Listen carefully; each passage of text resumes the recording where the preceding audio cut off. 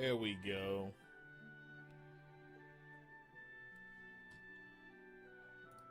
All right, it's the Pandemonium, and we just chilling. We're gonna do something a little different today. I got the boys coming in just a moment.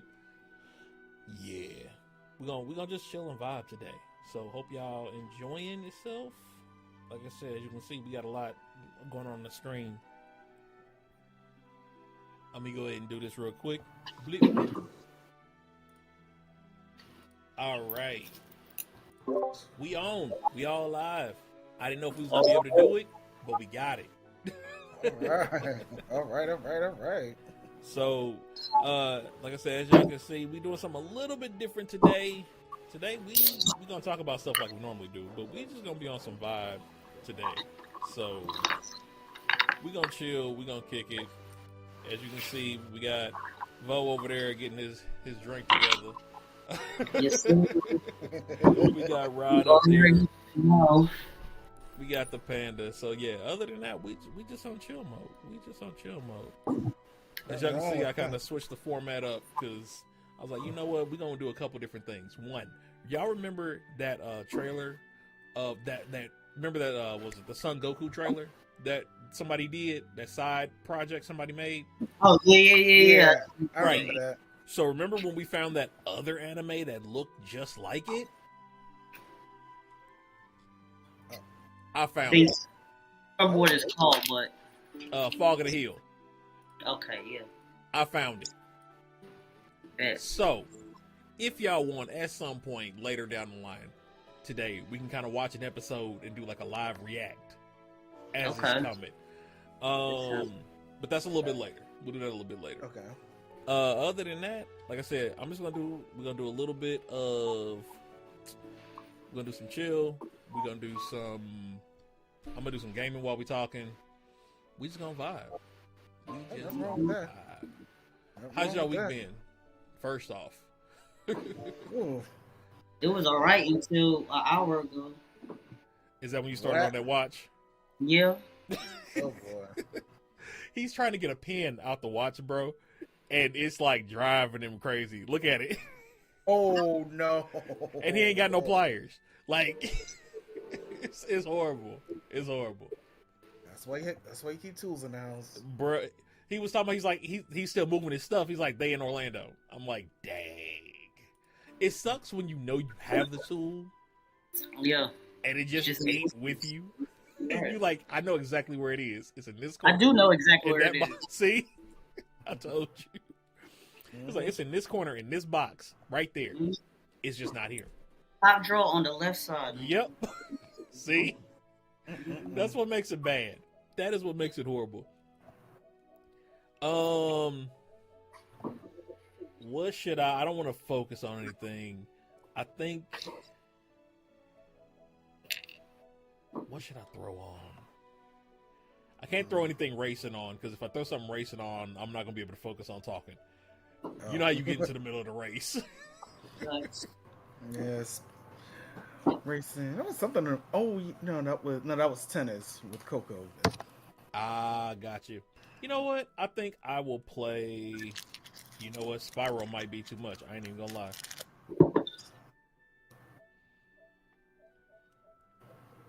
Spyro might be too much. Nah, we'll play Spyro. Why not? Or Tetris. I found that how long I've had this game, it was like a free download maybe like 7-8 years ago. And it like, you can do multiplayer. You can do up to like 4 players on there, local or online. Like, yeah. For a Tetris game, it's A1. It's most definitely A1. And is it like Tetris 99 on the Switch or something better? You know what? See, now you got me thinking. I haven't opened it in a while. Let's see. I'll let you be the judge, because I have no problem playing Tetris. Okay. I always was a puzzle game. Tetris, Bejeweled. Ooh, Bejeweled. That's one I ain't heard in a minute. That's one I ain't heard of. Gears of War, not Gears of War. Gems of War is one of my favorite Bejeweled style games. Because that's the one, I don't know if y'all necessarily play it. It's like, it's got Bejeweled, but then you have your card monsters. Like, mix Yu-Gi-Oh! With Bejeweled. I see. Yu-Gi-Oh! And Bejeweled? Yeah. So, like, by making your matches, you power up your cards, and your cards attack the other cards on the other side. Interesting. And the only way you win by taking out the cards on the other side. I love it. It's a mobile game. It's free. It's a mobile game, and then it was on PlayStation as well. I found it after the fact. Okay. Yeah, that's what's up. Man, a lot of puzzle. That's the thing. You don't see many good puzzle games anymore. I mean, now that I think about really it, don't. I mean, that's a genre where it's like you can't, like Tetris, and maybe you think of Puyo Puyo. Yeah. Or Columns. Another one. That's another Columns. Y'all seen that Brick Sudoku game? Nah. Oh, I know Sudoku, but what's that? It's like Brick Doku. It's a mobile game, and it's just brick. It's like Tetris, but they call it like Sudoku. I don't know why. It's got some Sudoku-esque methods. I will give it that.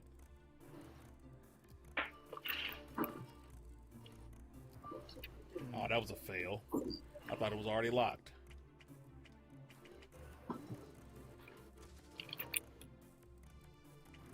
But yeah. Can you download that on PlayStation, or is that just like, it's not there anymore? What? What you're playing? This one? I download this on PlayStation. I don't know if it's still there or not. Like I said, I've had it for like 8 years now. I'm sure it's probably in the mix. Probably just gotta dig in the crates and find it somewhere. Probably. If you type in Tetris in the game store, I'm sure it'll come up.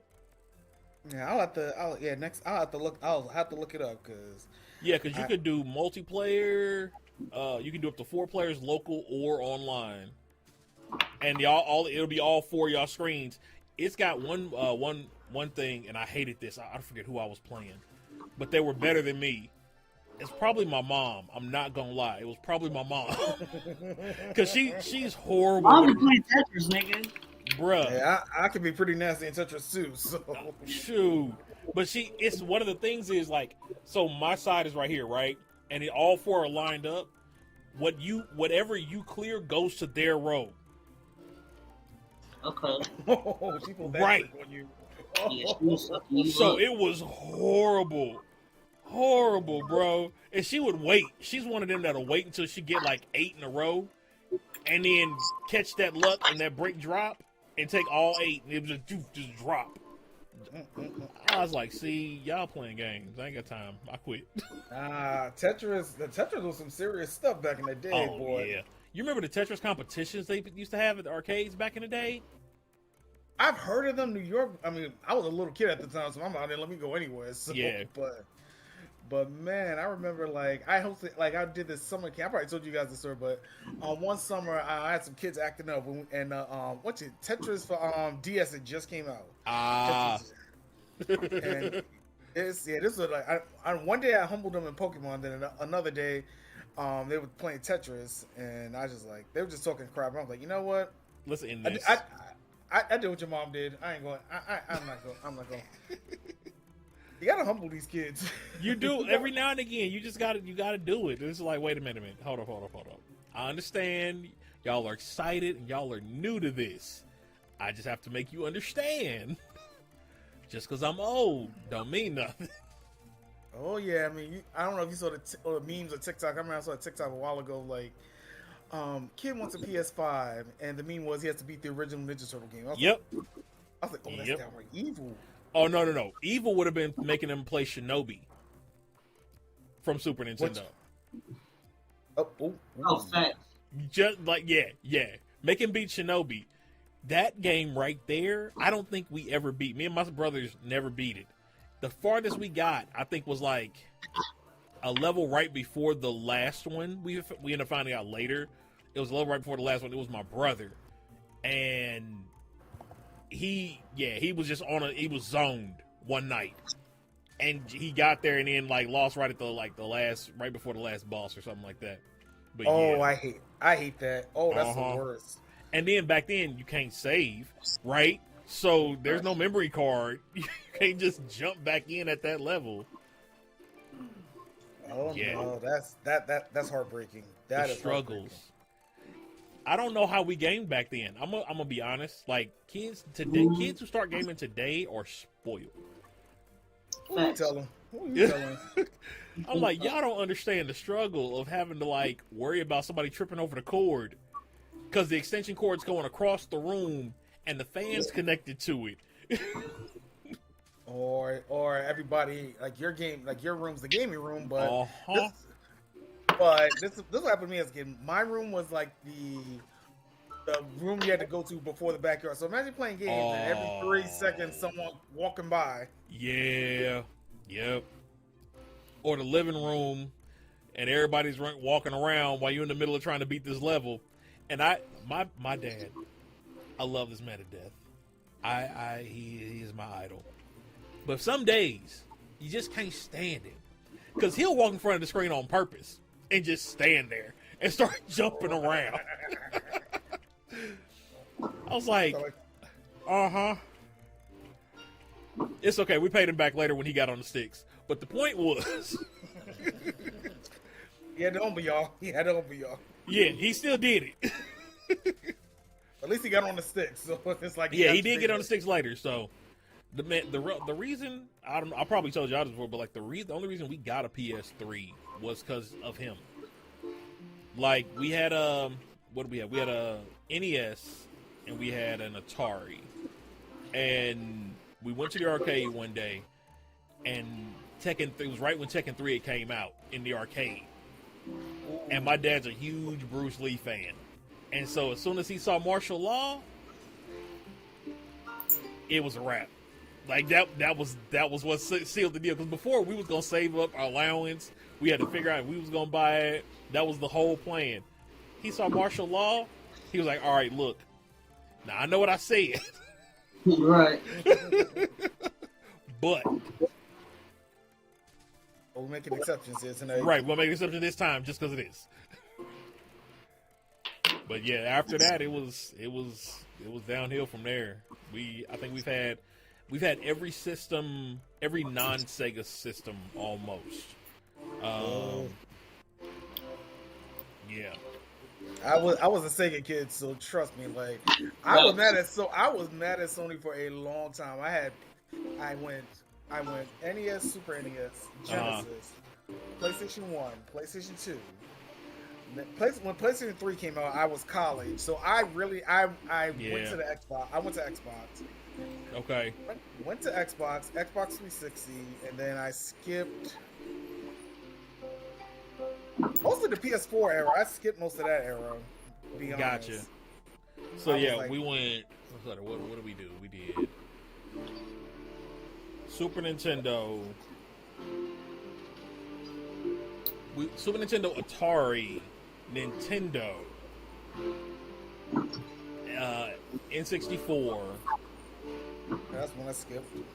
I didn't get what was the we eventually it was GameCube, but like it was N64, PlayStation 2, no, PlayStation 1, then 2, then Xbox, then 3, then Xbox 360. There was some there was some Game Boys in there randomly, regular, advanced, and color.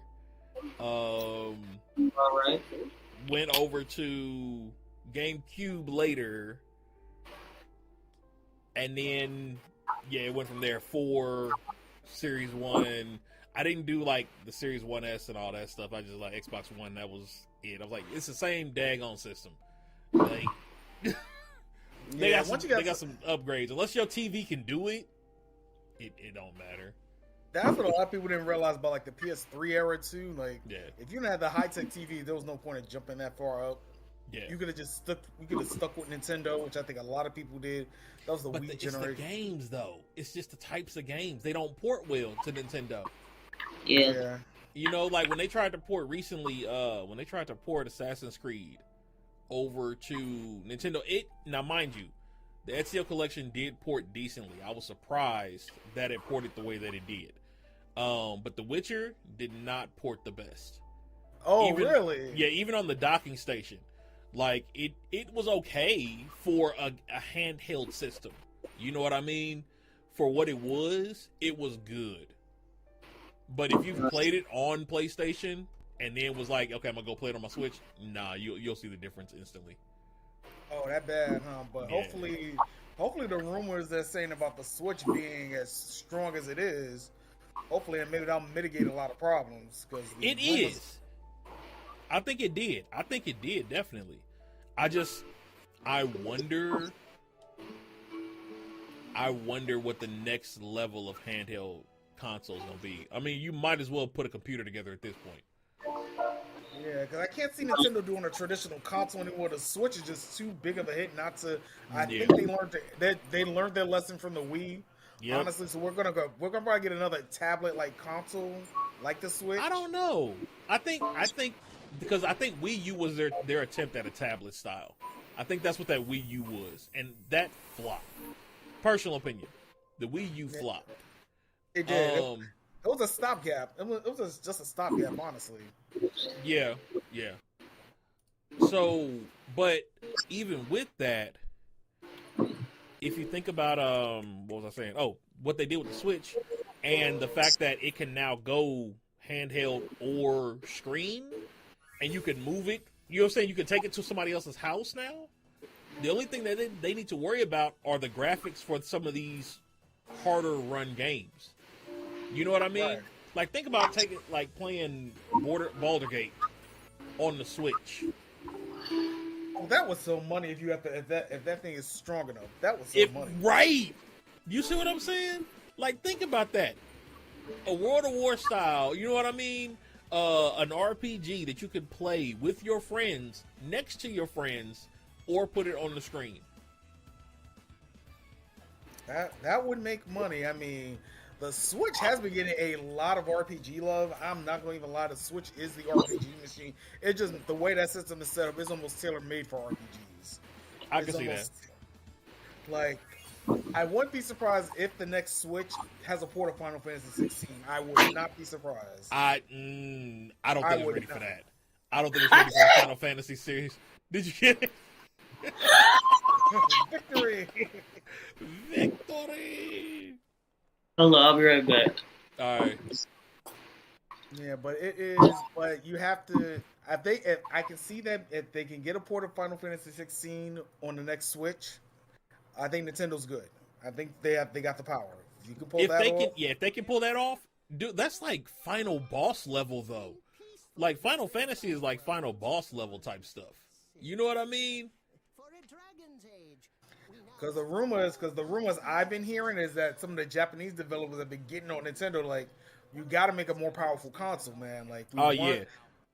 I've been hearing the Japan's getting antsy because they're tired of play. Sony's doing this thing, but you know Nintendo's Nintendo. They're like the boss. Like they're the OG. You want the OG to do well, right? It's like, you know what? I'm gonna make this comparison. Don't judge me. Nintendo's kind of like Goku. Like the Switch is his Ultra Instinct. You know what? I'm not mad at you. I can see that because like it really is. Sorry, I had to step away for a second to get the light.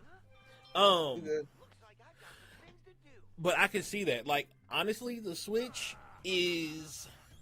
So remember, what was the PSP? If I'm not mistaken. The PSP back in the day, right? This is if the PSP came out now, I think it would have done better than it did first. However, the Switch took over because it came at the right time and it was in the right era. True. You know, so I'm agreeing with you wholeheartedly. Yes. The Switch is it's going to be the console that runs the longest, but Nintendo's also known for quality. I mean, think about how long they keep their games going. You know what I'm saying? One Mario game will last 6-7 years before they put out another one. I mean, look how they milked Mario Kart 8. That's a perfect example. Look how they milked that. From the Wii U all the way to the end of the Switch cycle, they milked it enough. They've been able to get Mario the mobile game tracks on the game. They just now added Diddy, Pauline. They just finally added Funky Kong back into the game with the last breaks of the DLC. It's like we're not getting a Mario Kart 9 anytime soon. Oh no, no. Oh no. I agree with that. I mean, because if you think about it, we got Mario Kart 8. Was it 3 years ago now? I want to say it was 2020. So yeah, 2020. I want to say so. Let me check. Okay, go ahead and check it. Yeah. Let me see what year that came. I want to say it came out 2018. So it could be. That sounds. I'm like 4 or 5 years. Sounds about right. Yeah, because Deluxe came out with the Switch. So Mario Kart 8, the original release date. Let me see. Oh shit, 2014. 14. So it's even longer than that. So that was what, 10 years now? Nigga, 9 years, nigga. Right. EA can't even pull off nothing like that. That's what I'm saying. 10 years, one game, and they just started releasing extra maps. What? Last year. Mm-hmm. Like, come on. Who can do that other than Nintendo? Who does that other than Nintendo?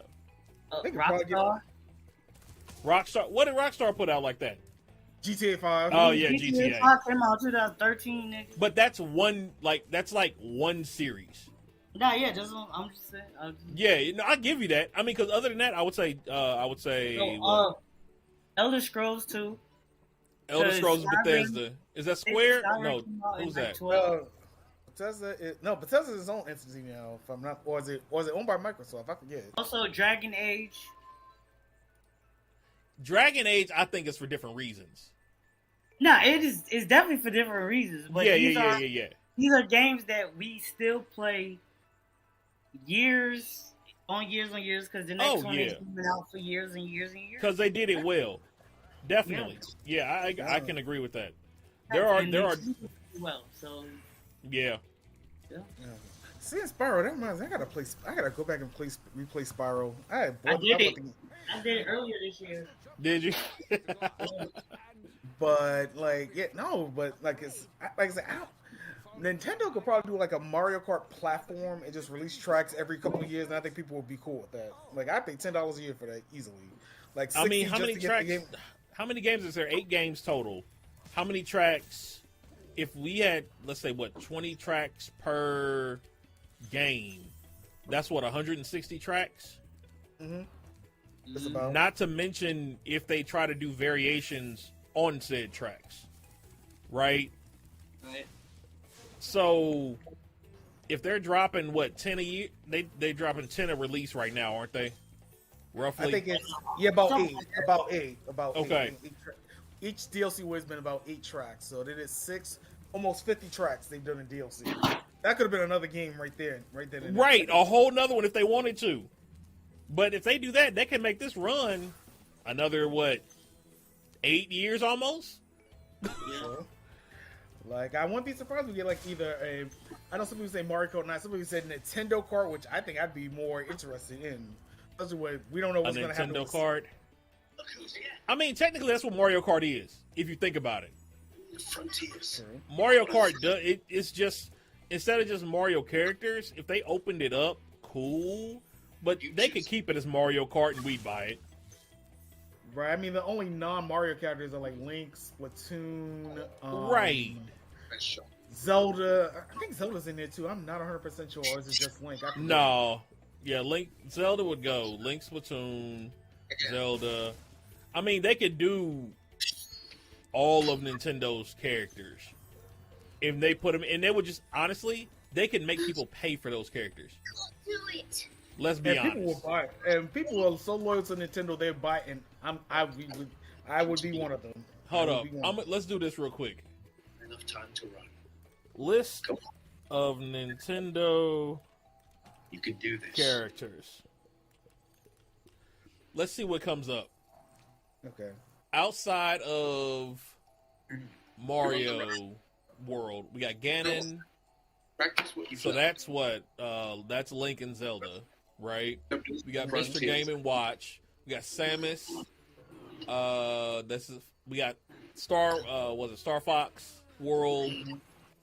We got the Kirby World, which you might as well put him in there anyway. I know they kind of messed up when they did that teaser a while back too. That their Kirby was coming to Mario Kart and it was just a teaser. Lil Mac. Great fires. So we got 1, 2, 3, 4, 5, 6, 7, 8, 9. Pokemon. We're not gonna go into that. That's his own. Pokemon could do his own kart game. Right. Yo, that would be. I would buy that. A Pokemon kart game. Think of the madness that could happen. And people think United's selling well. Shit. Right.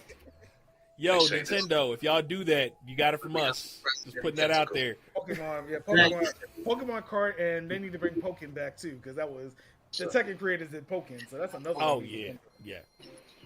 I played it a little bit. Pokken was not that bad, but I thought it'd be more technical than it was, honestly. It was, Tekken, I know you always say Tekken's more technical, so I was expecting more technical fights. Yeah. I hadn't played it. I heard it was decent. Honestly, I hadn't even got a good look at it. I'll be honest. So I'll have to go back and take a glance to see. All right, I'll be right back. I gotta go grab something. Oh, you good? Go for it. Man. But yeah, that's a heck of an idea. I'm not even gonna lie. That ship sailed the Styx already. All I can hope for is to limit the damage. What you playing, Boulder? Yeah. An archdevil soldier I swore in my good eye to kill. I tracked her through the hells to the shit crazy, man. But the damn finally got this shit. I told her to come so I could put it on her wrist. Check, make sure it fit right. I took out 2. I put it on my wrist and it was kind of snug. Okay. I put 1 back in. So there's 3 out now. And we're going to see how it fit on her wrist. Okay. If I got to take 1 more out or not. Got you. That makes sense. Yeah. I mean, if you got a general idea, it makes sense just to go for it. Duty is Carla. I'm oath bound to go after her. But I hate when they do that. There we go. Yeah. I accept your invitation. But I mean, they could easily do that, and it would not be an issue whatsoever. A splendid plan. We'll talk more then. Hopefully they'll eventually get around to it. But I mean, the makers of Nintendo, yeah, they have access to some of the greatest creative minds, I think. I'll be ready. You know what I mean? Yeah. The fact that they stay with one thing, I'm not gonna lie, I wonder how long it's gonna last. Like, I really wonder how long it's gonna last. Like, Mario can go for forever. Legit. Yeah, Mario could go for forever. I'm not mad at it.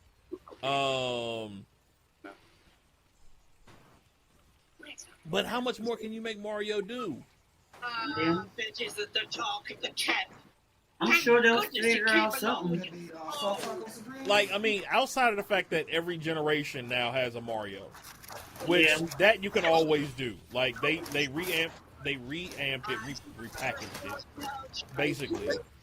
You know what I mean, with this new movie. Yeah. So that was a repackaging right there. Because of that repackaging, we now have a new generation of kids who want to know what Mario can do. Hands down. But, like, are they just going to do that for every generation? Or, better question, do you feel that that's what they've been doing? I'm sorry to go on. Do you feel that they've done that for every generation so far? I think so. I think they've been super efficient.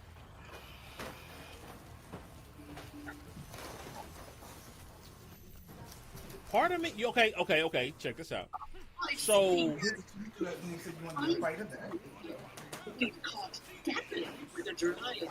listening. part of me is thinking, technically, we are the generation of Mario.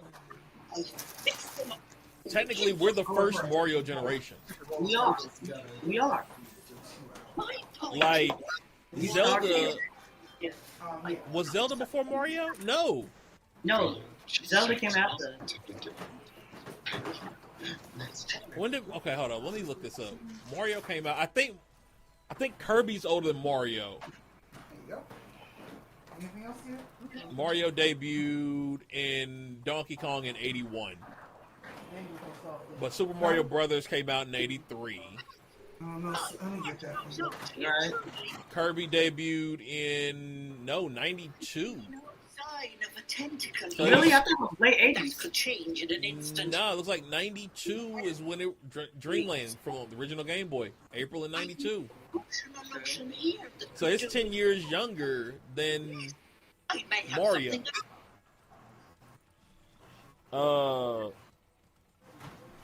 What is Link? What about Link? Link and Zelda.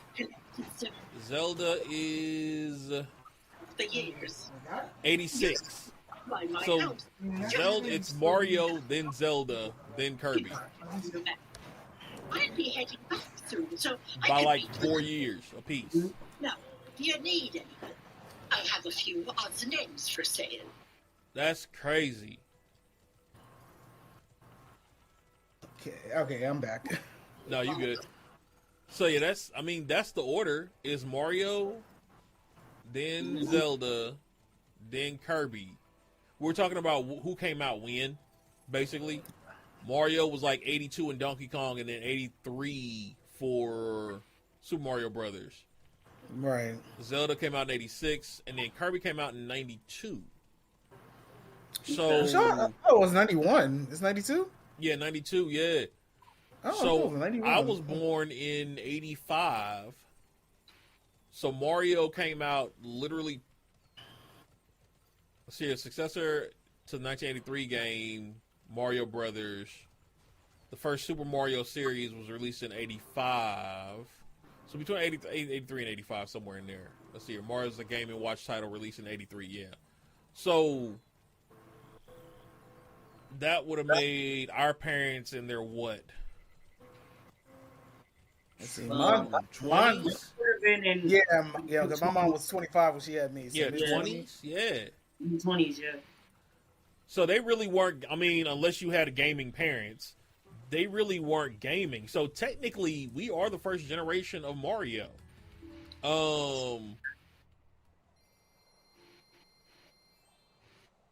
And then now like I said, I'm almost 40. Yeah.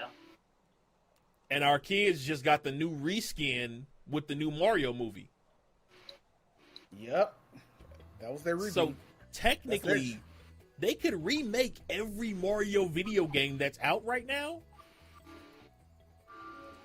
They could dumb it. Oh my gosh, I just realized. They could dumb down every game that we had, right? Right. As a reskin. Be And careful. they would make their money all over again Take on a They new probably generation. would. They probably would. Yeah. On a new generation. That's insane. If that's not profit margin and marketability, I don't know what is. Fun fact, from what I heard, Nintendo has enough money they can go negative for 100 years and still be fine. Yeah. I believe it. 100%.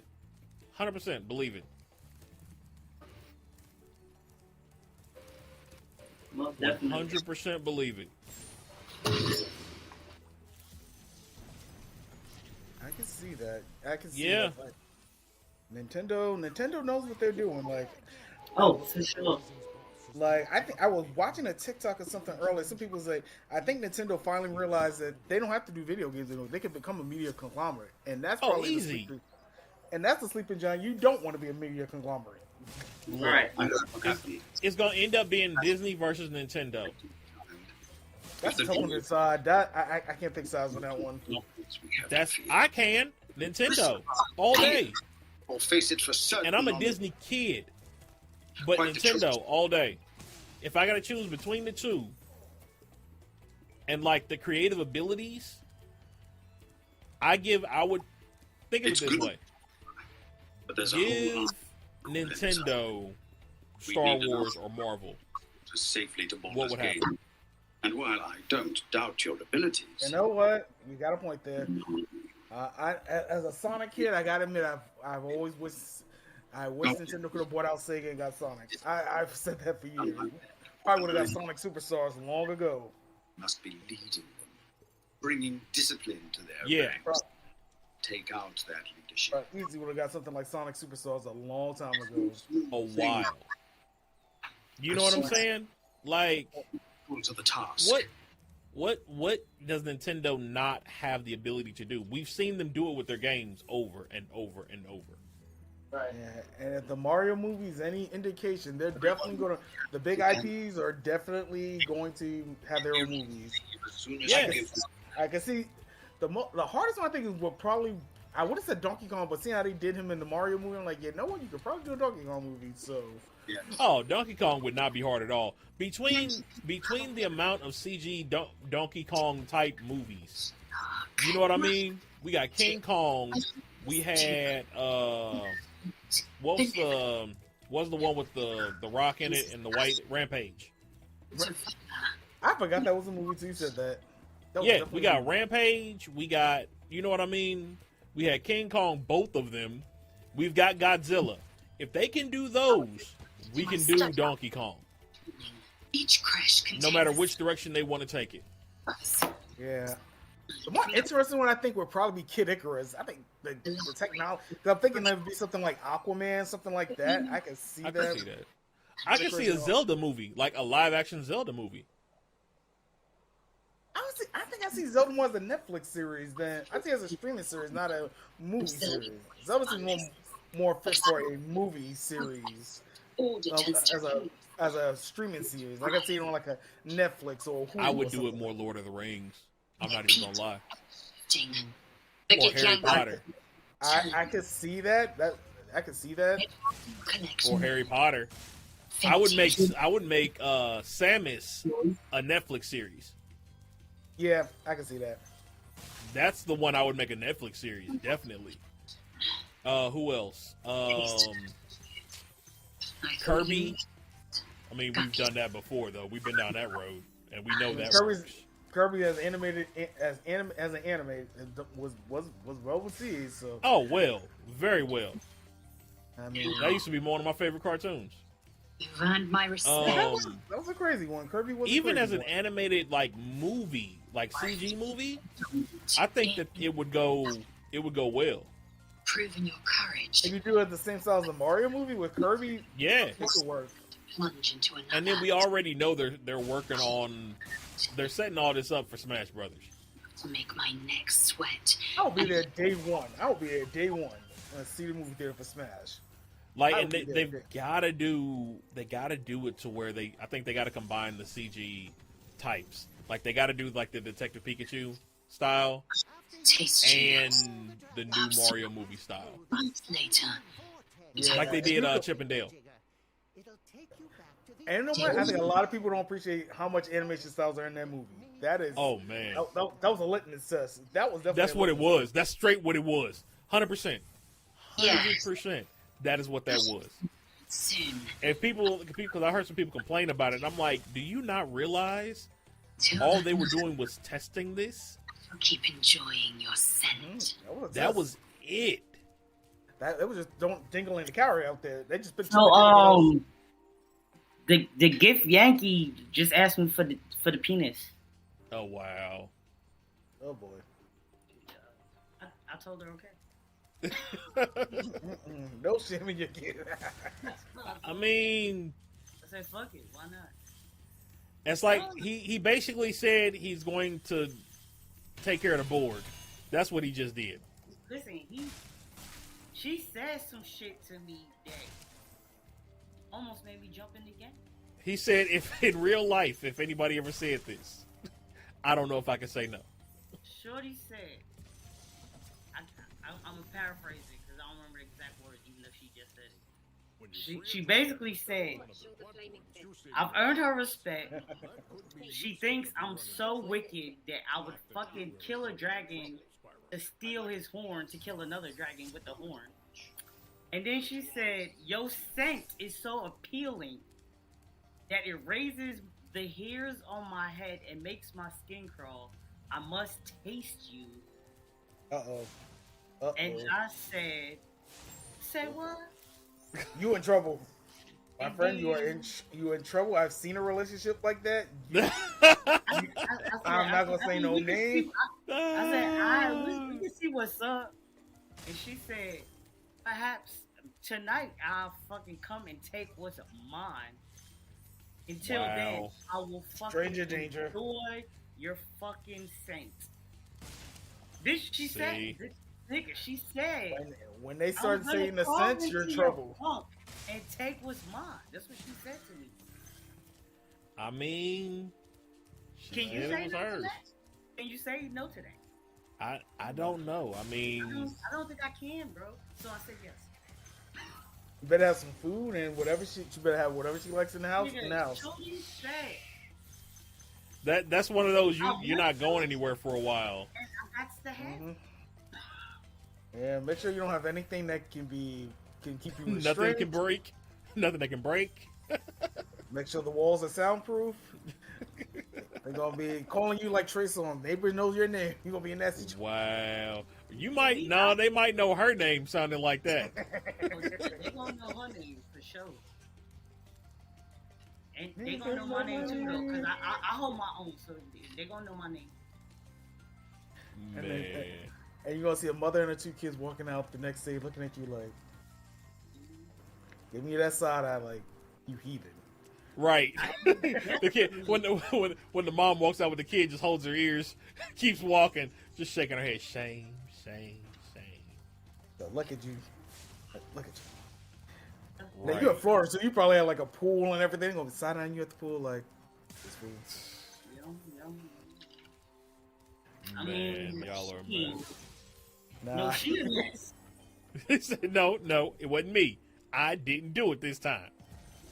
This time, that's the key This word. key word was this time, right? Because we know last time it was all I him. ain't see it coming. I just said, "What's up?" Because she was standing next to me. They gave me the option to talk. I said, "What's goody?" And she was like, she just talking some sweet shit. And so I was like, "Is there more?" And then that's when she laid that shit on me. And I said, "Oh." He Okay. said she laid her game quite flat. Nigga, she put that game through your boy. She definitely put her game on there. But she shot a shot, and you know what? She scored. She scored. Call her Steph Curry. Wow. Or maybe Aisha Curry in this situation here. She shot her shot, and she made it. He pulled up from deep. Well, shooters never miss, as they say. Hey, all the shots that you don't take, you will always miss. That's true. So Gotta tip you the hat. miss. What to say? You miss 100% of the shots you never take. That's what it is. Yeah. Mm-hmm. There's no sex method situation. Like, we didn't know that counted for this too, but clearly we just learned something today. Mm-hmm. They always say you learn something new every day. There's optimism and there's stupid hunt. Got him. Plenty of us fell to monsters already. Run. Wrong out there. I forgot how good this Spyro game remake came out. I forgot how good it came It out. really did. I was surprised. I forget the name of the company who did it, but they did an excellent job. They did a very excellent job. I'm kind of surprised we didn't get a Spyro 4 out of all this. I'm kind of surprised. Crash kept going with games, but Spyro didn't. That's kind of surprising. Well, I think they learned from Crash.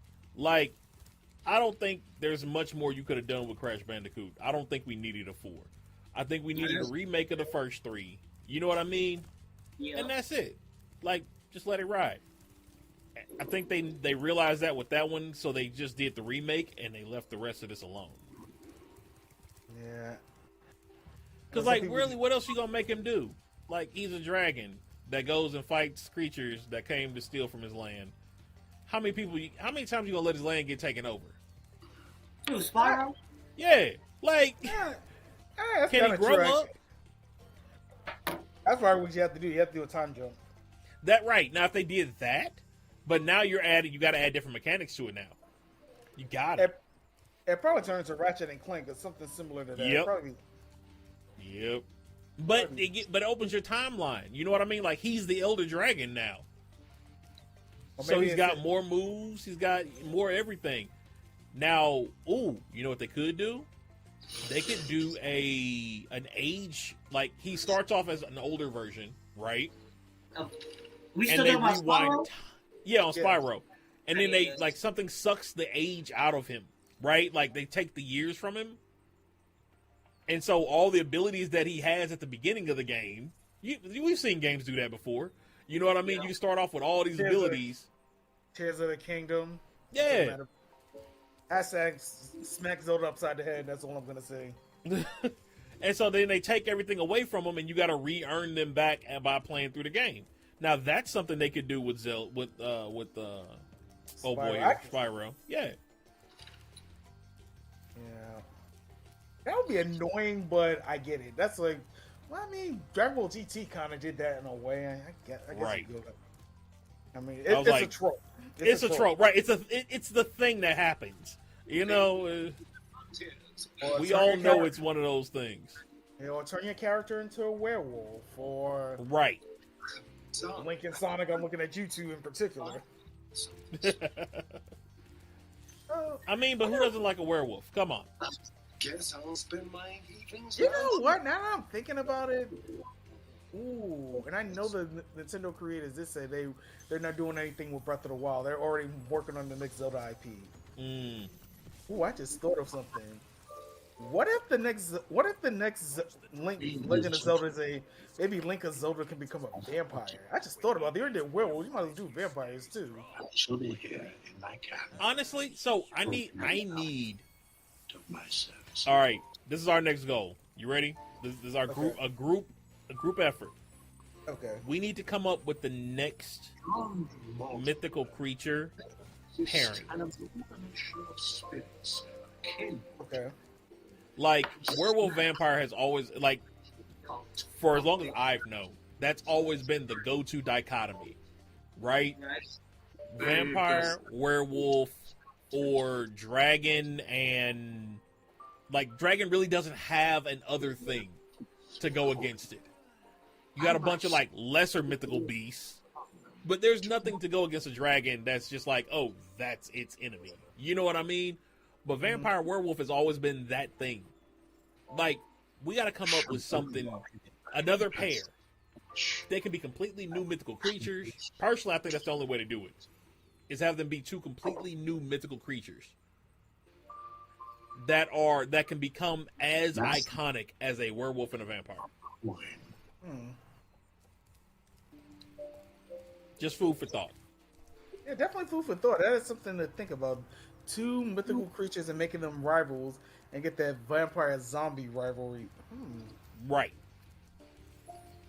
I've been thinking of a Zelda franchise like Werewolf.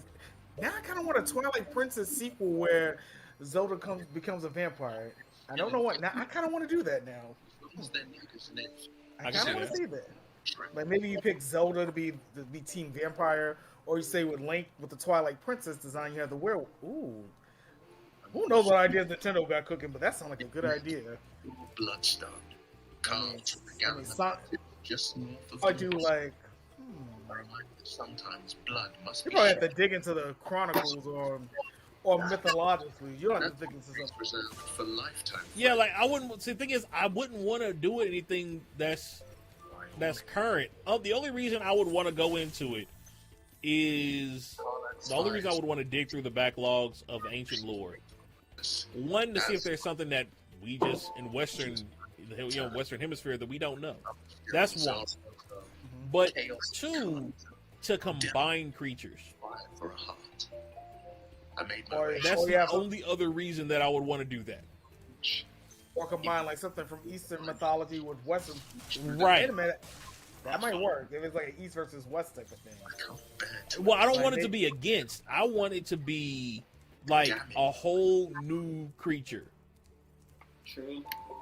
A whole new set of everything that breaks the normal dichotomy that we've got right now.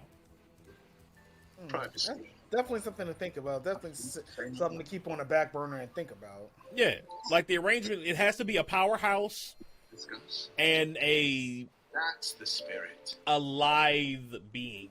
You know what I mean? It's got to be. It's got to have you have to have the physical dichotomy, one, and then you just build the powers around it. Okay, we're definitely gonna sit and think about that. 'Cause I can see 5 different ways to go, but I need to sit and cook on that one. That's my need to cook on. Definitely need to cook on that. That's the thing. It'll be interesting when these game series are getting bigger and crazier, costing more money. You got to make sure the idea sticks. I mean, shoot, sometimes you can go if it ain't broke, don't fix it. But sometimes you can tweak it and make it new too. You gotta make sure it goes. Yeah. That's the thing, you know. What do we do to? Because like we were talking about, we got this whole new generation of kids who know nothing about The Blade of Frontiers. They know what we grew up on, right? They know our stuff. So if we give them something different, they'll roll with something different. So that's to say you'd like to... True, they're open-minded enough to give something a try. Like Right. Whereas our generation, if it's not a werewolf or vampire, they probably not gonna really pay attention. You know what I mean? Some might say zombies too, or witches. I mean, I got a background behind me, so. Right. The whole Witcher series, the fact that blew up the way it did, honestly, I would be interested to see the demographics. Oh, that would be interesting to look at too. I think that would be interesting. You know, who You've reached your limit. really watched it the most? Was it kids? Was it women? Was it older Right. people, younger? Because those demographics, depending on what the demographic is, can make or break you a lot of time. I mean, Exactly. we've heard the stories of how certain cartoons are canceled because of toy sales. I mean, we've heard rumors about those. Oh, of course, absolutely. It makes sense. What was I watching? Speaking, now that we're talking about next year, you know what I've been kind of watching off and on a little bit is Sonic Prime on Netflix. I have not gotten around to watching it yet. I wanted to. How is it? Besides, It is not bad, but you know what it was making me think of? It's pretty much Sonic's Flashpoint. I'm not telling you what I'm doing there. Anything. And I was like, I'm watching them like, this is just another way to do Flashpoint. I'm like, oh my god. That's what I sounded like when I saw when I saw the preview of it. I was like, so they took Sonic and made him the Flash. Like that's what it sounded like to me. I mean, if you think about it, in fictional speedsters, Sonic's probably the only one who hasn't messed up his timeline yet. So, it's Sonic messes up enough of everything else. He didn't need to mess up his timeline. But funny enough, it works. Multiverse, it works. Yeah. Like, I mean, a speedster's gonna mess up a timeline. That's It's a trope now. Yeah. That is true. That is a trope now. I'm watching. It's not bad. I'm like, I finished the first season. I'm about halfway through season 2, and it's good. Like, I'm like, you know what? I can see. We were just talking about next year. I mean, just had the Ninja Turtle movie come out. Just had Barbie come out. So it's just like, yeah. Like I said, they're rebranding everybody. Fast friends, it would seem. But, I mean, go by this summer alone. Yeah, Ninja Turtles, Barbie, Transformers. What other old franchises came out this summer? Let's see here, Ninja. So I wouldn't consider the Ninja Turtles on this one, only because we've had like 6 iterations of Ninja Turtles over the last 6 years, literally. A few feeds. Like they keep trying to reskin the Turtles Suppressed greater instead of just letting it sit. Have shown no signs of turning. Like, but look who owns it. But look how many cartoon versions of Turtles are there right now? Is it like 6? Right now, let me see. You got at the 87. If you're talking strictly cartoon, 87. Strictly cartoon, yeah. 87. 4 Kids, that's 03. 22. 2007. I guess you can count that. I guess. 2012 Ninja Turtles, the Rise Turtles, and then ironically, Mutant Mayhem makes 6. You're exactly right, 6. 6 Yeah. animated versions of Turtles. And most of them are within the last 10 years. Let's see. I'm not trying to use them. Where's it? 2012. 2012. No, you're close. I think 4 in 10 years. But you had 10 years would be 2013, so that would have been like the second season for the 2012 Turtles. You had 2012. And you had Rise. No, 3. Just 3 in the last 10 years. Okay, that's still not bad. But that's a lot. And then you got to remember Turtle changed hands too. That's Companies. Yeah. So that might just be an anomaly, just because the new company wants to put their own spin on it. Okay, so we got. Hold up.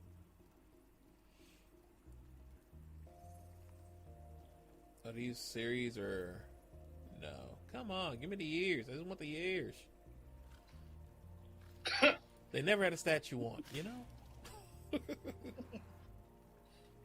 mean, Transformers. The movie Okay, here we go. Rebooted, so, Okay, so we got the regular is 87. We got a 2003. We got a 97. That's not a cartoon, though. No, that's a Power Ranger one. We had the 09 Turtles Forever.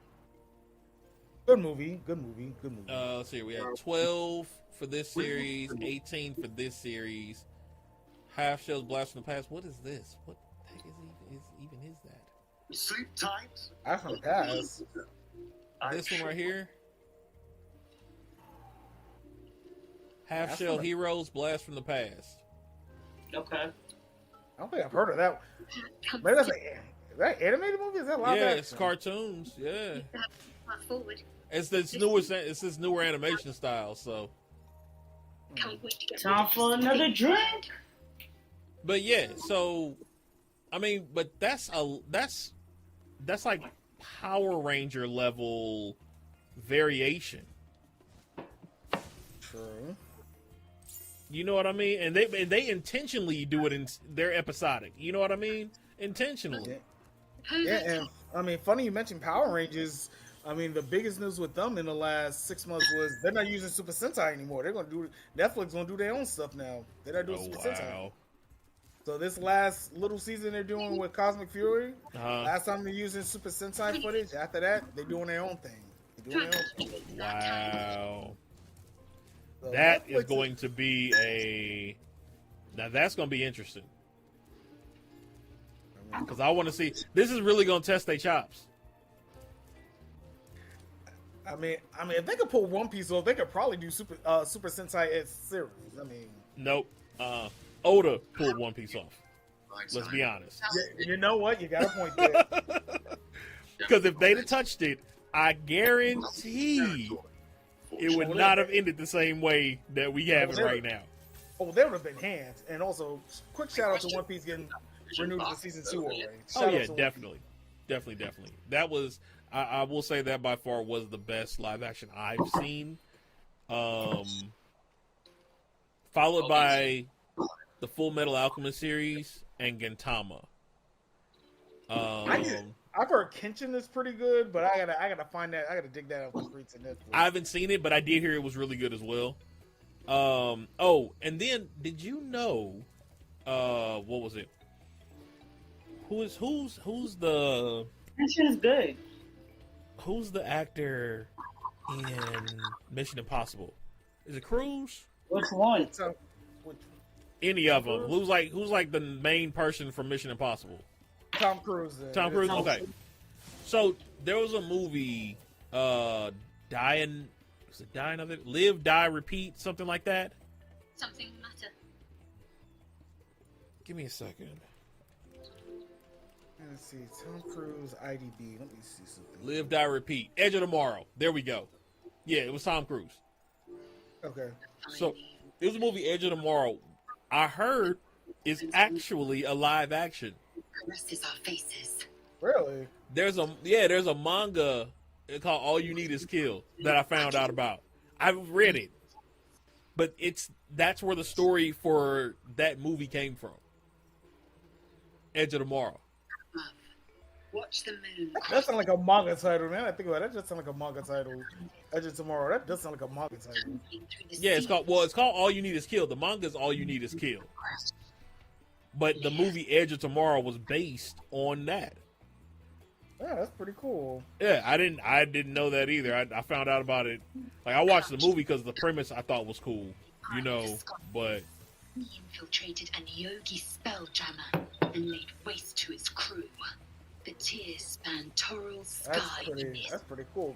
I just go show you how much the anime and manga industry is still inspiring. Has inspired. You just never know sometimes. Right. We resume our I'm just like, so what? My personal thing is, why didn't they just bring that out then? Because that movie's been out for a while. It's been what? Yeah, 2014. Only a About 10 years. Yeah. Probably didn't want to use the manga title. Probably. Who knows? Well, not even the manga title, but just using the fact that it was based off a manga. They would have got, I mean, they got 91% on Rotten Tomatoes, right? With that, like, that's gotta be an easy pull for what they were trying to do. You know what I mean? Mm-hmm. Like, had they said it, how much more would they have gotten? Yeah, that's always a good question, nonetheless. But I mean, considering 10 years ago, I mean, manga and anime is becoming more accepted now than back then. You probably couldn't though. Could you see a big A-list Hollywood actor being in a manga adaptation movie? That's like yes. Now, yes. Before, you're right. 10 years ago. Yeah, 10 years ago, no. That's like. Don't judge me. I'm about to say this. All the memes about The Rock doing a live action Dragon Ball movie. That's probably the best example. Even though The Rock should not touch any superhero manga, he don't need to touch nothing. Just sit down. Sit down and eat your soup. I've come to sate you. Yeah, I'm not trying to. No. But it's definitely doable. You know what I mean? It's definitely a thing that could be done. So we definitely got the technology to do a lot of anime and manga. I mean, oh yeah, we got the technology. Like I know my top one would be Blue Lagoon, but I know that would be just too easy. That would be 100. That'd be a $80 million opening weekend. Blue Lagoon as a movie, that'd be $80 million easily. I can see that. Because the inspiration was Quentin Tarantino movie. So if you do it exactly like a Quentin Tarantino movie, the design of it. Hold on. Yeah. Hold on 1 second. Let me show you. Close your eyes and submit. Dang, hold up a minute. Right, what you over there doing? I'm about to fuck her. See?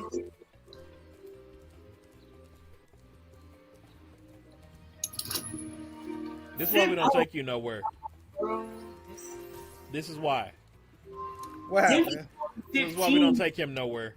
She wants me to submit to her, but I'm about to tell her, no, you gotta submit to me. What? On a 15, that's a fail.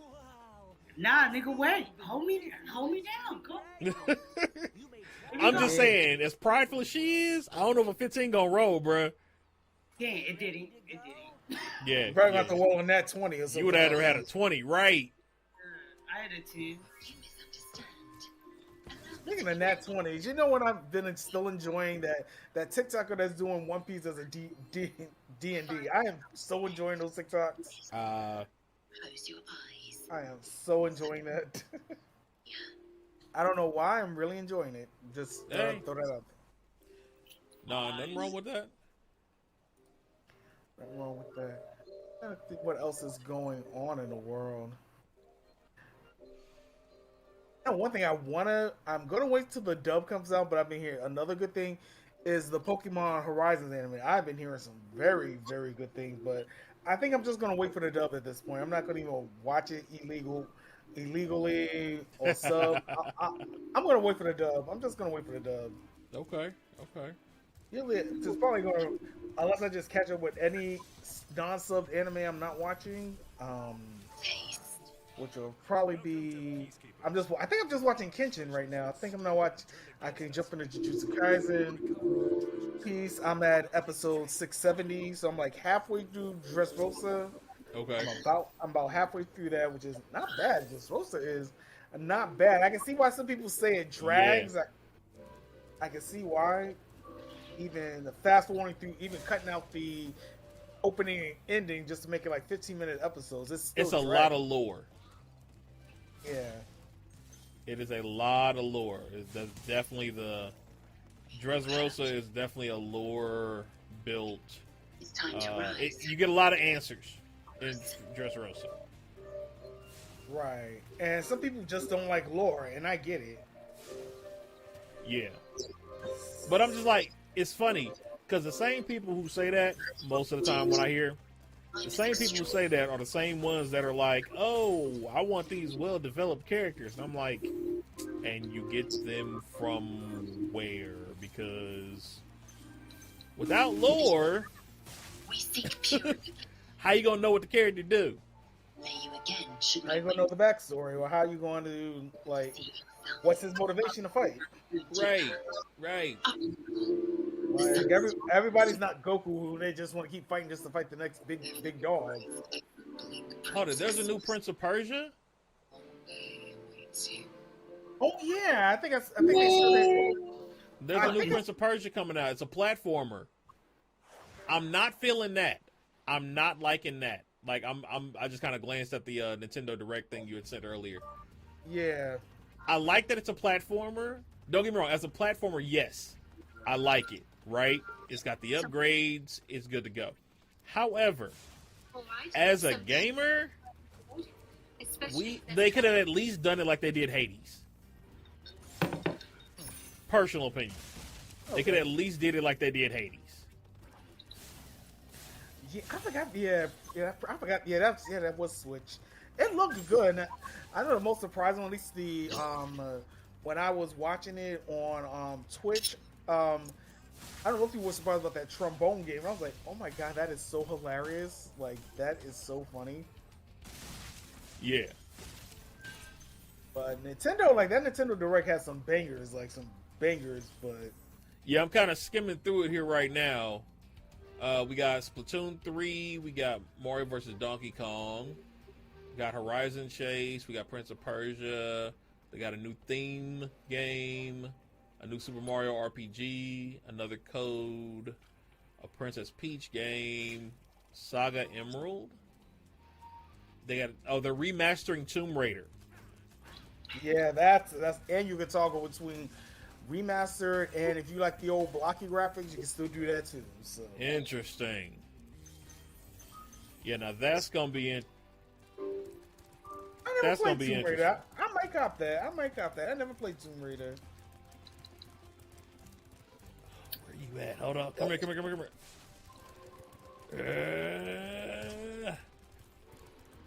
Oh, nah, fam. You're not going nowhere.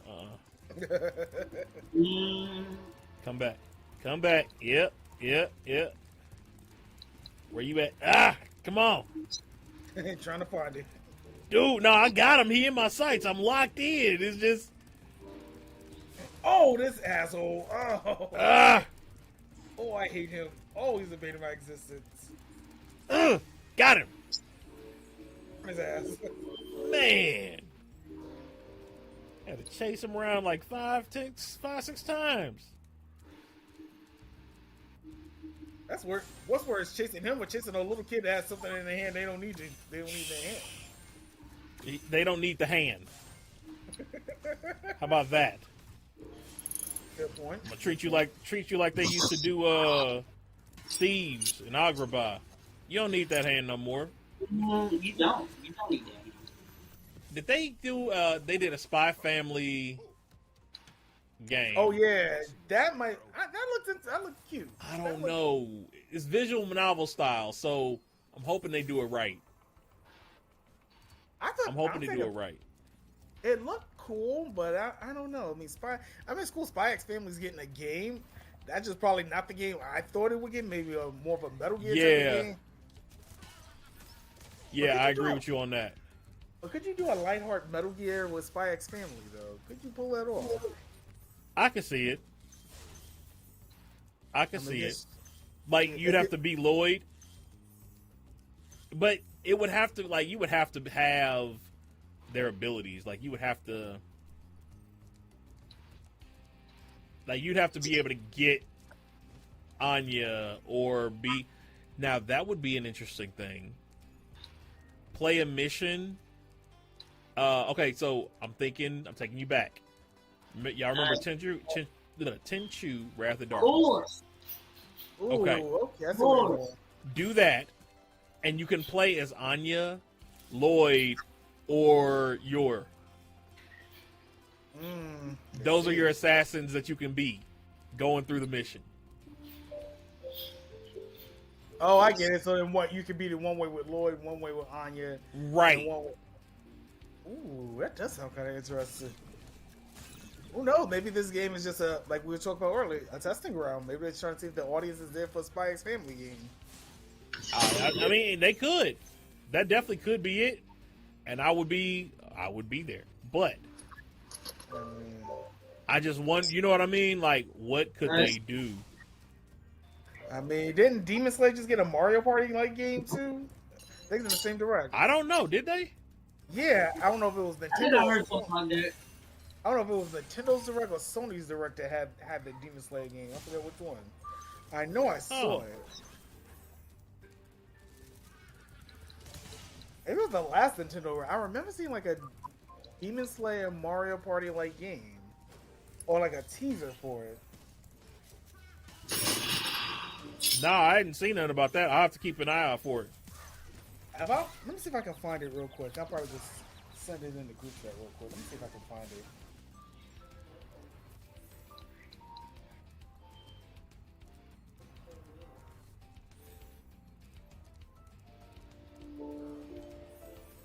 I'm gonna see if I can find the video on YouTube. Okay. Real quick. Let's see what else we got. Another code. Trumbo. They got another Detective Pikachu return. Detective Pikachu returns.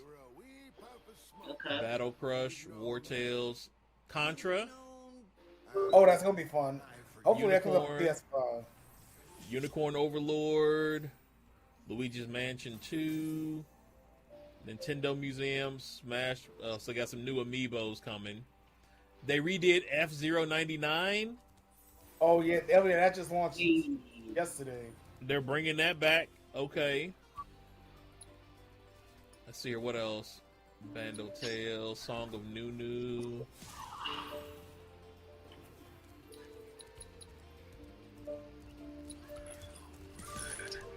Oh wait, I found it. I'm gonna send it to you on the group chat. Okay.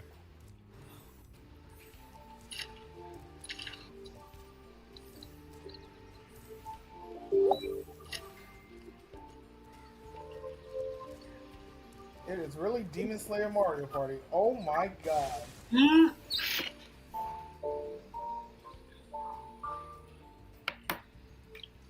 Let's take a quick look here.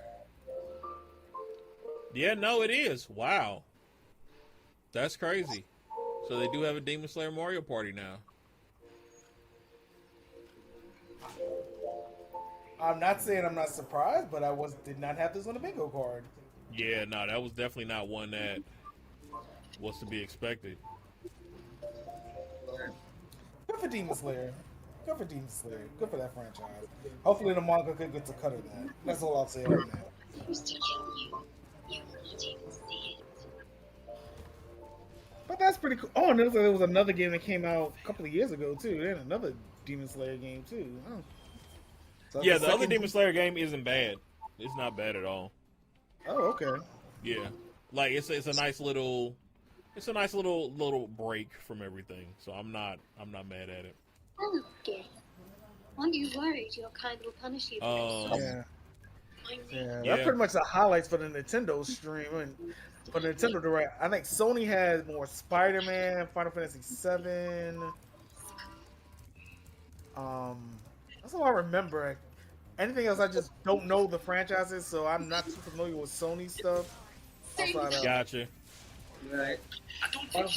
the next Final Fantasy installment is next year, and then They Spider-Man just 2 released Final Fantasy. They just released 16 just a second ago, didn't they?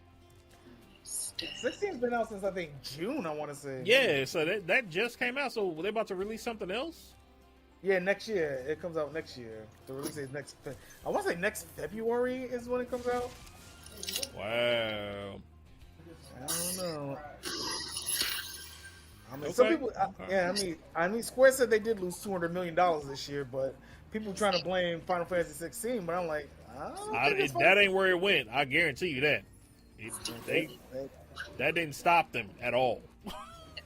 No, they probably made some of that money back. Probably Oh yeah, they definitely made that money back.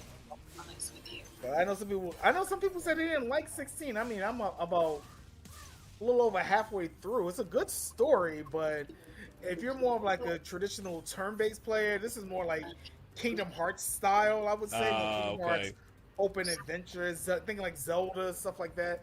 If that ain't your cup of tea, you ain't not gonna like this. And see, I think I like when game series do that. Sorry, I like when a game series does that. Reason I say that is because like Fire Emblem, right? I never would have played Fire Emblem before because it's a turn based, and I cannot do like outside. Like there's the original Final Fantasy VII, right? True, I can rock the original Final Fantasy VII for nostalgia's sake only. Like that's the only reason I can do that. But outside of that, nah, there's no way I'm gonna make From that ship that crashed. I'm gonna make through a game like that. There's not. I can't do it. But the way that they did the new Fire Emblem, they not the last one, the one before it. I think it was New Hope. It's Muso style. So y'all remember like Dynasty Warriors? Yeah. It played like that. Oh, okay. That's a little bit different for that franchise. Exactly. And so I loved it. Like I love Muso games. I've been looking for a good Dynasty Warrior game in forever. So that filled that itch like easily. I would go back and replay that game again. Not sure if you tried this game, Panda, but I mean, I know you have to switch. Have you played Hyrule Warriors? Because that's pretty much Zelda Dynasty Warriors. I have not. I did not know that. Yeah, there's two games. Hyrule Warriors. It's Zelda meets Dynasty Warriors. Okay. I'll have to look at that one then. Because, yeah, we played that, like, and the way they do that one, there's 3 different houses, like 3 different schools, basically, that your character can join in this game. So each path is different because each set of characters are different. Oh, I know which one you're talking about. Yeah, I heard that game was pretty good. I heard it was pretty good. Yeah. So, like, I could easily go back through. Like, I beat it through with one house. I could easily go back through and play it with the other 2 houses and not have anywhere near the same experience. Like, they would all 3 be 100% different. That makes sense. That makes total sense. Which is crazy, because I've not seen a game be able to do that, you know what I mean, in a long time. It's looking a little small. Yeah, like Final Fantasy 16, like, I think you could do it a little bit more traditional, but I think I played action mode, I'm like, okay, it's gotta be like, Kingdom Hearts. So I'm like, okay, this is so cute. Yeah. So, that's just... That's what I was looking for. But you're right. I think this is a good time, I think, for game companies to do that. Just in general, like I think this is a good era to start testing, like for the new generation, what they're gonna allow. I think that's what they're trying to do. Right. Like, what are these kids gonna allow, and what are they not gonna allow? Because yeah. You know what? Not gonna lie, it's funny you mention that. I'm thinking about Mario Wonder. And you know what's different about Mario Wonder? There's no time and there's no score. That's my podcast. Oh wow. Yeah, I think I've seen like even when you do the Google, it's like great, good, excellent, wonderful. Like you don't even get the. I don't know if you do the 1-ups anymore. So you get right the extra lives. That's why I was like, how they gonna do? How if they take that out of the Mario game? Like, is it really more? Is it still a Mario game? That's a good point. Like, you know, where's my score? Like, right, like that was one of the best parts of the whole situation was that you could come back and be like, all right, cool, I need this many lives. I'm 3 points away. I'm gonna go ahead and do this because I'm gonna die, but I'm gonna try it anyway because I know I'm gonna get that point on the way down. Like, it's crazy. Yeah, just. Keep talking. I've just got the game up. It's crazy when you think about it. Like you can see that like Mario Wonder is definitely like that's definitely for a new crowd. That's a new crowd. That us old heads are playing. Indubitably, that's definitely a new crowd. Like that's a whole new. They're revamping. Like I said, I think they took a cue from Nintendo, and they're revamping. They're attempting to revamp their franchises now. And if we catch, I mean, it's like anybody. If you catch them when they're young, they don't know the difference. Plus, we got kids today have a whole different art style than what we're used to. Not on my office. You know what I mean? So like it's a whole different art style than what we had, and so personally, I say they can get away with more. That's just me. I agree. Like even like I'm thinking about Sonic Wonder too. That's pretty much just a Super Mario Brothers, new Super Mario Brothers in a nutshell, just Sonic's way. I mean, now that I think about it, I don't even think I saw lives or scores on that either. Now that I think about it, I don't think I saw that on Sonic Superstars. I didn't see that either. Which one? Sonic Superstars. I don't think I saw a score or live system on there. Oh wow. But I guess like I said, just look at the past. No more high scores. No more lives. It's just the era we're in now. That's interesting. Yeah. I guess my other kids don't like dying. I guess I don't know. See, but and that's my thing. I'm like, what do you there? I don't. Okay, this is where that like, I guess where people call like elitist thing comes in. I'm not an elitist. I'm not a game snob. Okay, I'm not. But I feel that there should be a mode for that. If that makes sense. Like I feel like like when you set a game on casual mode, that should be that sort of thing. You know what I mean? Or like when you have it on novice mode. You know, that I feel is when that type of a vibe should come into play.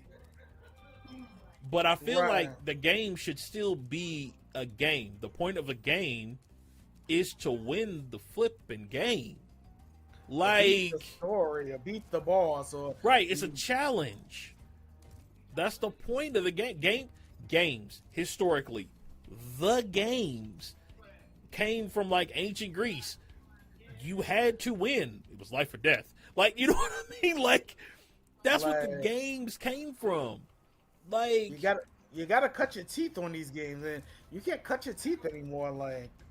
Oh yeah, no, not at all. Like I'd be worried if I had kids. I'm like, they're not gonna learn the way I learned. They ain't gonna go through the trenches the way I did. And I don't think they need to. Like, and I understand that completely, but I don't think they fully need to go through it the way we went through. But I feel that they need to go through.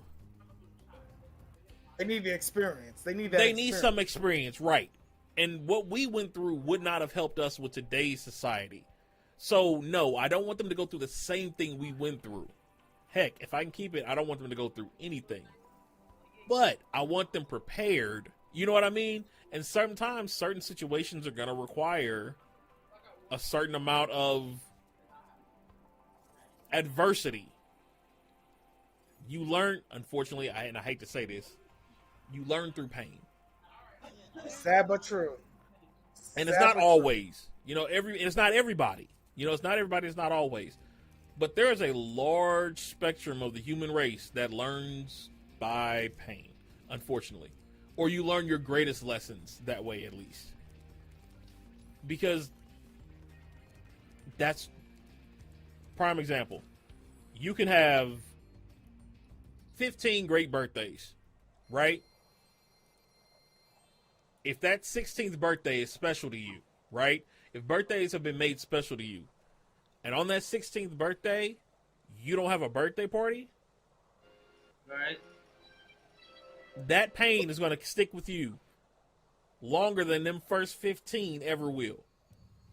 That's true. You know what I mean? And it's just like, but why? Right? Like, why? How do you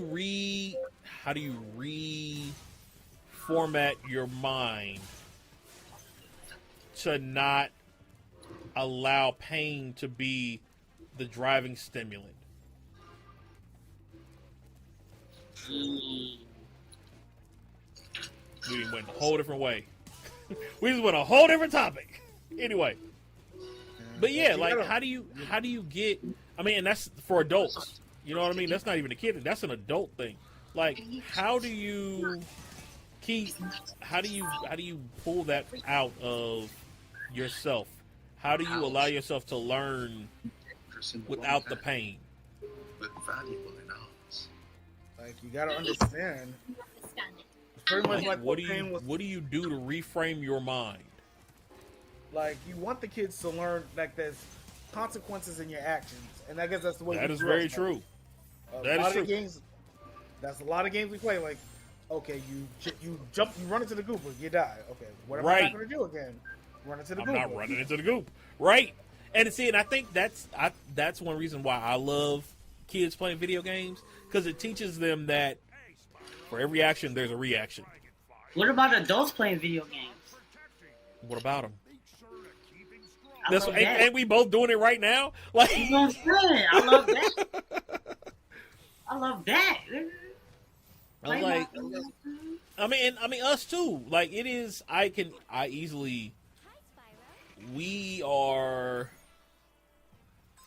We could quite easily be the cream of the crop. I know. No, sorry, I was trying to figure out how to stave. Okay, there we go. It saved on its own. I was trying to figure out if it was saving or not, so I had to get to an next dragon. No, I feel that you could set up an entire dichotomy of therapy, an entire, like, you know what I'm saying, therapeutic session based off video games and how someone interacts with different types of video games. You know what I mean? Like, there are certain traumas that you go through in life or have gone through in life that train you to react certain ways in video games. I'll give you one for me, specific to me. And if I'm walking down somebody else's street, cool, I'm glad, but I'm not coming after nobody. Hey, Money, I'm so sorry. I did not even check the chat. I apologize. I was in the conversation. My room is not dirty. That's just my cover. Okay? Literally. She said, but then your cover is dirty. Like, my cover's not dirty. I just washed it. Thank you. She tried to play you. Yeah. But no, like, for me, one of mine is when I play a game, especially games where you make decisions like Mass Effect or Baldur's Gate or ESO, something like, you know what I mean, where you're making a lot of decisions and and your decisions affect your gameplay. When you have those, I choose not to be ruthless. Like, I play those games like I am me, right? My playthrough right now, I just had this conversation the other night when I was streaming. I'm redoing Mass Effect, the first 3, right? And this time I'm going with a character that's ruthless. I don't do ruthless well. Like, just my character, I don't do, I guess you can say, I call it traditional ruthless. I'll put it that way. Traditional ruthless is, I feel like anybody can be ruthless. You can be ruthless and be the nicest person in the world. Just because you're ruthless doesn't mean you're an asshat. You see what I mean? Right. You can be an asshat and not be ruthless at all. Be a complete coward. You know, it's a movie Jackie Chan did recently where his daughter got killed in a bombing. And the man snapped and went after everybody. You know what I mean? Like, complete ruthless. Right. Or He pulled a John Wick. John. Exactly. John Wick. His killing is ruthless, but he's not a bad person. Unless You know what I piss him mean? off. Unless you piss him off. Until you piss him off. Right. That's what I'm saying. So, and that's something that I had when I was playing the game. I had to like, it made me think about that for myself because I'm like, you say ruthless, you automatically think he's a jerk. So you're going to make all the responses. And it's like, but that's not what it means to be ruthless. Ruthless means that when you go in for the kill, you destroy. That's it. Right. You know what I'm saying? So, and the reason I have that is because I've always been a bigger guy. And anybody who's been bigger, usually you're taught try not to be intimidating because your size already is intimidating to people. You're a big black man. You got 3 strikes walking through the door. Before they even say anything, before you open your mouth, just them looking at you. Right. They have a certain thing that they have of your mind as soon as you walk through the door. Don't have a deep voice or a loud voice. Right? Because then that's a whole nother. Now he's aggressive. Yeah. No, I just come from a really loud family. It's 6 of us. Caribbean, bro. Right. You know what I'm saying? Like, we grew up yelling across the yard. What are you talking about? You can hear it. Right. Hey, yo. You know what I'm saying? Like, you hear my family Thanksgiving with no alcohol. You hear us down the block. And we're in the house eating Thanksgiving dinner. Like, we're just loud. Or vocab will appreciate this one. You on the bus and someone yells, back door. Right. That part, though. You know what I'm saying? That part, though. Bro, I've said back door so many times, bro. Oh, my gosh. But that's what I'm saying. But like, it made me think like, yo, this is a preconceived notion I have of myself and what it means to be ruthless. It doesn't look like it's been touched. You know what I mean? Yeah. But I say all that going back to what we're talking about because you can easily help counsel or coach someone. If you were a counselor, if you have the proper training to be a counselor, I would say yes, you can use it and integrate it into what you're doing. If you're a gamer, you know what I mean? But other than that, you can coach somebody. As a life coach, I can say that. You know what I mean? Because life coaching is a combination of different coaching styles and learning and educational styles. So I do know about that because I've been doing that for years. And I've used it before. I'll ask somebody, what's your favorite? Give me one thing I ask the client is, 1, what's your favorite pastime? 2, what's your favorite animal? And then within their favorite pastime, what is your favorite thing to do? So if they're a gamer, what's your favorite game? Or what's your favorite genre of games? Right? If they like sports, what's your favorite sport? Right? Or what's your favorite position within the sport? You know what I mean? That sort of thing. Those 3 questions will open up a world of knowledge about that person. True. Just those 3 questions. I remember in high school, I used to judge a lot of people, like my senior year of high school. Everybody used to play dominoes. And I remember there was like this one particular kid. Like I could judge his character just by the way he played dominoes. I'm like, you know what? He was an asshole. But I didn't realize how much of an asshole he was till I was just observing him playing dominoes. Like, oh, he ruthless. Like, oh, he just don't give a fuck. I was like, oh, okay, let me not play with this man. I'm like, okay, I'm gonna keep my distance. But it's not the thing is it's not a judgment call. It's using those things, and I don't use them to judge. That's one thing. But right. I use them as a way to get that person to see different pieces of themselves through what they do on the regular basis. Right? Now, like in that situation, I can understand you saying, all right, I can see X, Y, and Z. I'm not going to push those boundaries. I definitely understand that because that's called reading the room. That's just reading your environment. We learned to do that early. Trust me. I mean, I used to throw Mario Kart tournaments in high school, so trust me. I can judge, I can judge a person by gaming. I can definitely judge a person by gaming. And so it's just like, and see, that's the other thing though. It's it's your terminology. Because, once again, if you say you're judging someone, judge automatically has a negative connotation. Even though you don't mean it that way. You see what I mean? But you can tell a lot by a person. You can tell a lot. Right. But I know that's the thing. It's those little idiosyncrasies that catch us without catching us. You see what I mean? Mm-hmm. Like, even for me, like, I'll say judge sometime, and I'll be like, am I really judging them, or am I just learning about their personality? Because one thing about the English language, and I know we didn't jump 15 different directions, but one thing about the English language, as hard as it is, as stupid as the English language is, it is probably the dumbest language I've ever heard, and it's the main language and only language that I speak. And I know this. I know it sounds sacrilegious, but it is the dumbest language phonetically, as far as learning it, as far as how like the language is broken down. Vocab, you've got to be able to back me up on this. All right, let's get it. As a writing teacher, English is the dumbest language in the world, as far as how it's created and how words work. Yeah. Like, no, he's not lying. I mean, I do sometimes once in a while in my job, I do get language interpreter. I do a lot of Spanish. Actually, I had one like last week from an African language. I think it was called Nali or something like that. It was very, very interesting hearing the dialect. I know, like with my job, like I know enough English where I can like, if I have to translate to Spanish, I can simplify it enough. Right. That's one thing with my job. But that's the thing. We have the ability to do that.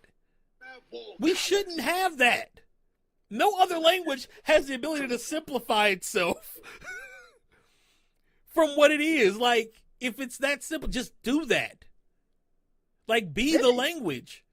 Maybe Japanese, technically, I mean, there's like Japanese and Chinese, there's a lot of different dialect and letters. So you can have the letters, my understanding, I'm not a professional, but my understanding is the characters, the kanji, there's kanji and there's something else. I forget the other one. There's two of them, I think. Kanji and something else. I think Koreketsu, I want to say, is one of them.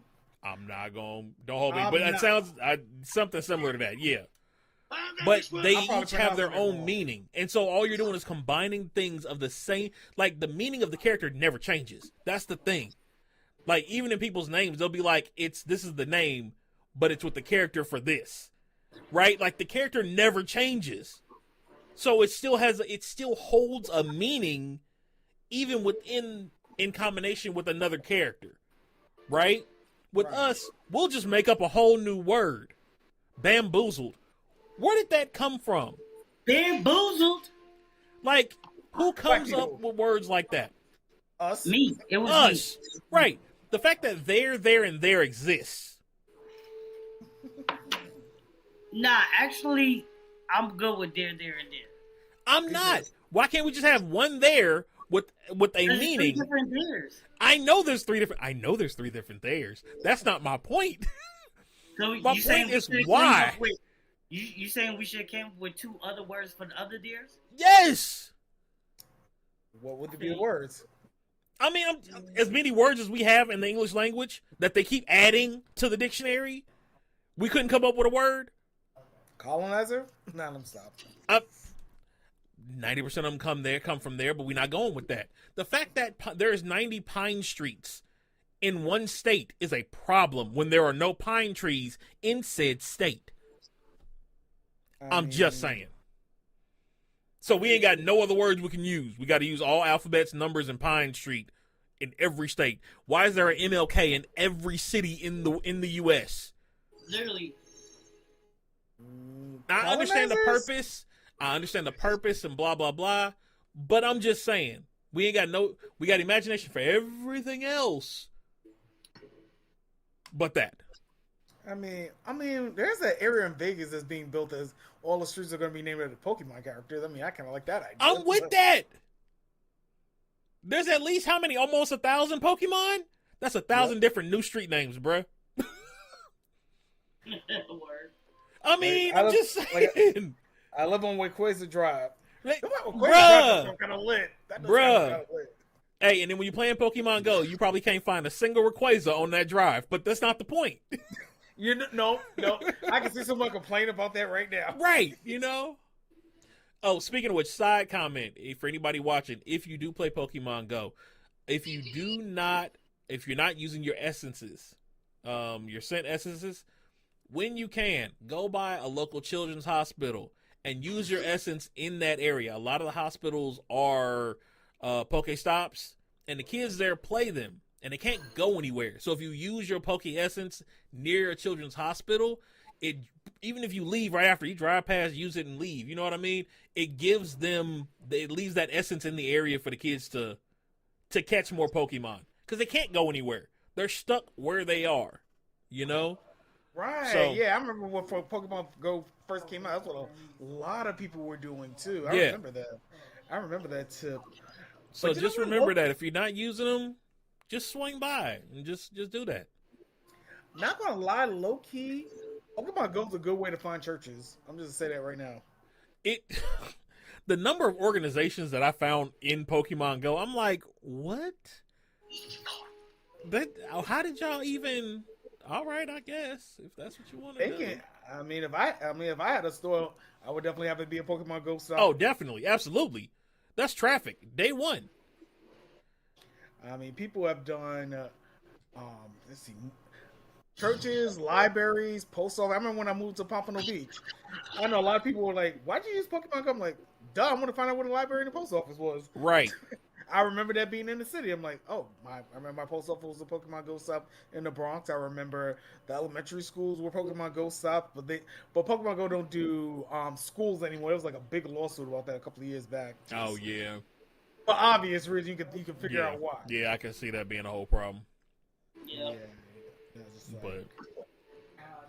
But I mean, definitely if you are walking by a hospital and you don't see a lure, definitely just drop it. Just drop the lure. Yeah. If you're not gonna use it, you're not using it. You've been busy all week. Just drop it for them. You know. And especially the ones they got now, they got like ones that track metallic Pokemon, ice Pokemon. Yeah, might as well just throw it in. Just I haven't done that. I haven't walked by a hospital in a long time either. So yeah, true. I'm not on wood. I don't have to go by a hospital, but right. For the reason we didn't say the reason you were going by there, so let's not do that. Yeah, but I mean, like I said, a low key good way to find churches. I mean, that's all I'm going to say. I mean, honestly, in most places, do you really need to? Because there's usually one every other block, depending on where you are. I know that's one thing. I always crack me. I'm like, that cracks me up every time. Like when I moved to Pompano, I was like, oh damn! Okay, I went to the first Pokemon Go stop I saw once. I was like, oh, it's a church. I was like, oh, neat. I was like, oh. Right. It was it looked like a cool church. It was like a Brazilian inspired church. I almost wanted to go one time, and I was just like, no. And I'm literally half a block away from it. I'm like, nah, I'm good. My thing was always, why do we have to have 5 churches on the 4 corners of the block? There's 5 churches. Why? Zoning permits? I don't know. But if y'all all the same denomination or not, unfortunately these were the same denomination, right? If they were different, to a degree, would make sense to me. You know what I mean? Right. But you got the same denomination. There will be 5 Baptist churches within a 5-mile radius. Well, within a 2-mile radius. There'll be, you know what I mean? 5 of this, 6 of that, 4 of these, 3 of these. And I'm like, if y'all all believe the same thing, why don't y'all just all get together? Right. That makes sense. You know what I mean? Like, why? All right. I don't know if we want to go down this pathway. Okay, you can stop if you want to now. I think I know where you're going, but stop. If you want to put a pin on it, go ahead.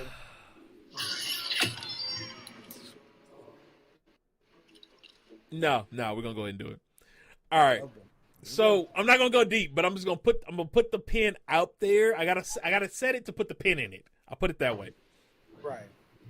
Why do people feel the need when they all believe the same thing to compete with other people who all believe the same thing, when the belief that they're supposed to have means there's no need for competition. Human superiority. Which goes against what they believe. Now you're saying the loud part quiet. You're saying the quiet part loud. I'm just saying, like, it goes against what you believe. I don't disagree with you. That is definitely it. Everybody, so what do they say? Too many cooks in the kitchen, or too many chiefs? Yep. Yeah, too many cooks in the kitchen. Yeah, like, you don't need that. We'll leave it at that. That's all that is. So, yeah, I'm just like, ugh. Anyway, whole different situation. And everybody got issues with the other one, but that's neither here nor there. That could be its own podcast. That could be its own podcast. Bruh, that's a drunk podcast. Honestly, That's a thing. But anyway, other than that, I was kind of skimming through some of our other stuff. I know we got Kaiju number 8 coming up here in the next little bit. Nintendo Direct, if you haven't seen it, we talked about it earlier for everybody. It did come out yesterday. Go check that out. What else? Sony with the State of Play, that also came out yesterday. Sony came out with a State of Play. Yep. Oh, Bleach animators are quitting. Are talking about quitting. Oh, I heard about that. Yeah. Yeah, they're getting harassed because I don't know what happened. I'm not gonna lie, I've been behind on my Bleach, so I haven't seen the last probably 4 or 5 episodes. But I guess after whatever happened, people have been mad and making death threats about what happened in the show, and I'm like, so you're gonna get mad at the animator about a book? Y'all didn't get mad at J.K. Rowling when they killed off characters in Harry Potter. Like, what's why? Some people just looking for a scapegoat. Let's just be honest. It's a scapegoat situation. They want somebody. What are you scapegoating? What are you like? Why? What possibly could the show have done to you to make you send a death threat to an animator, not the writer, not the person who came up with the story, the people who just took what they were given and created it in an animation style that you knew that style was what they were going to use? You know how you knew? Because it's been that way since it started. And you know what? Some people, they just don't. Some people just. There are anime snobs out there. That's just about animation snobs, not animation snobs out there. And if something doesn't go the way they want it, it's bad. I mean, look what happened with Naruto versus Pain, that second to last episode. Everybody still talks about that like in Looney Tunes. I mean, people are still debating Gear 5 right now. People are still like, oh, why do you do it like that? Why is it cartoony and stuff? Like, what the hell? Like, I mean, I don't know. Like, I think there's always going to be a divide between the people who read manga and the people who watch the anime only, right? And there shouldn't be, for one. But I feel like there's always gonna be, right?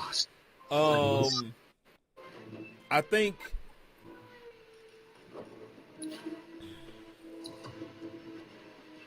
you can voice your opinion on not liking something. You can voice your opinion on hating something. But I guess my thing is this: if you don't like it, do it better. Yep. If you can't do what they did, then shut up. Thank you. That makes sense. Like, flat out, I can tell you, yo, I don't like the way you were bald. I don't like the way your barber cut your hair. But if I can't cut hair better than him, what am I gonna do about it? Like, all right, so my skin drinks lotion, right? TMI. But seriously, my skin drinks lotion. I don't think so. So with that being the case, like I can be outside. I could be, especially in the winter. It's bad, right? I walk out, the wind smack my hand, and it's ash white. Like, oh boy, you know what I mean? I'm that type of ashy. But I would tell people, they'd be like, "Yo, you ashy? Do you have lotion?" No. Then what? What does it matter? Okay, I'm looking at Monty brought up a good point. He said reading manga can ruin the anime experience. That's a good point. That's a very good point. Reading manga can ruin the anime experience. Okay, I'm not disagreeing with you, but Monty, can you explain that for me? Your call has been forwarded to an automatic voice. Dang, they said no.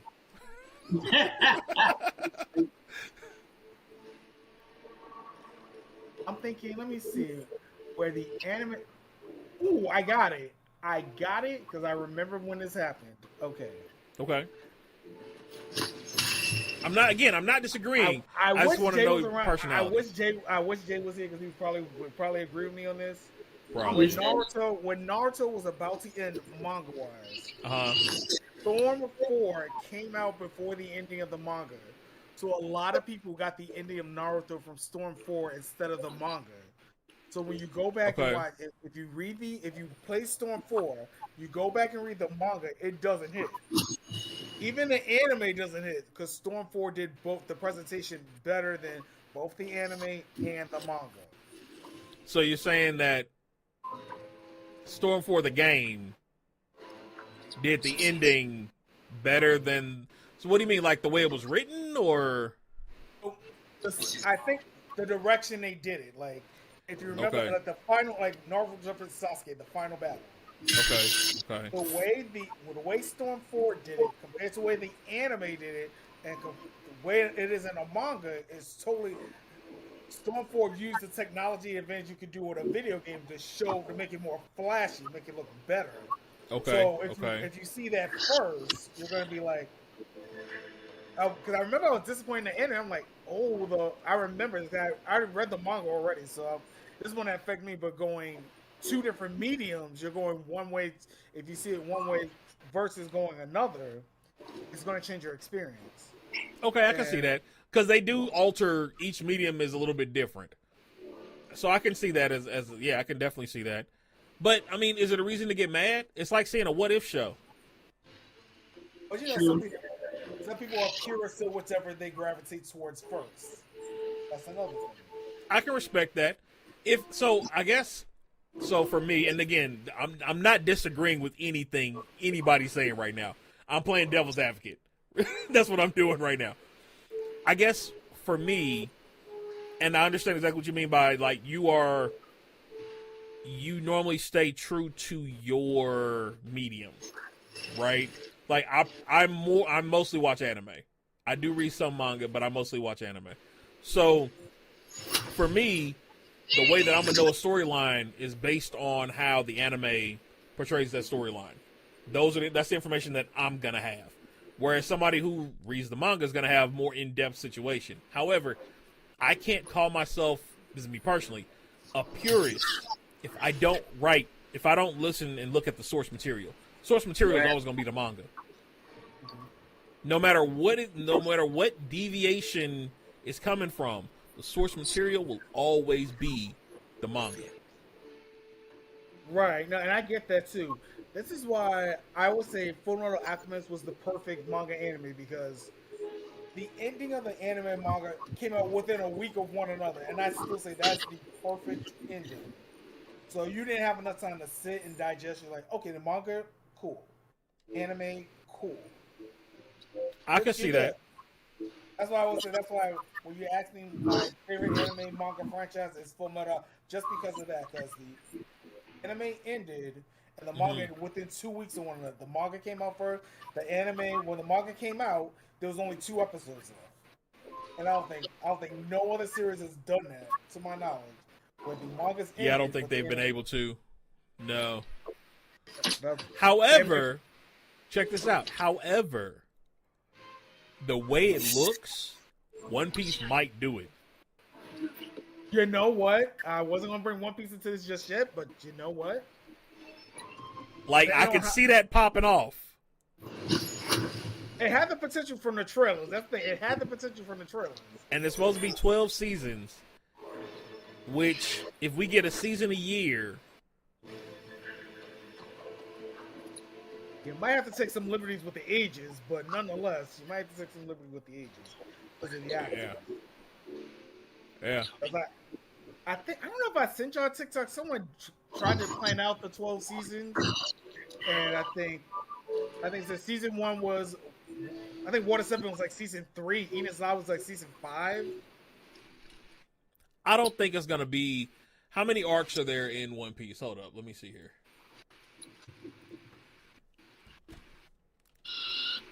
Because they went through 3 arcs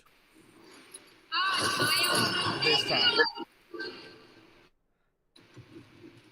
Right? They went through 3 arcs this time. Right. Let's see here. 1, 2. No. I mean, it's not right. No, they went through 1. They went through 1 arc. They just went through East Blue. Yeah, just East. Yeah, they always said the season 1 was East Blue. They said that from the beginning. So Alabasta season 2, Skypia, Water 7.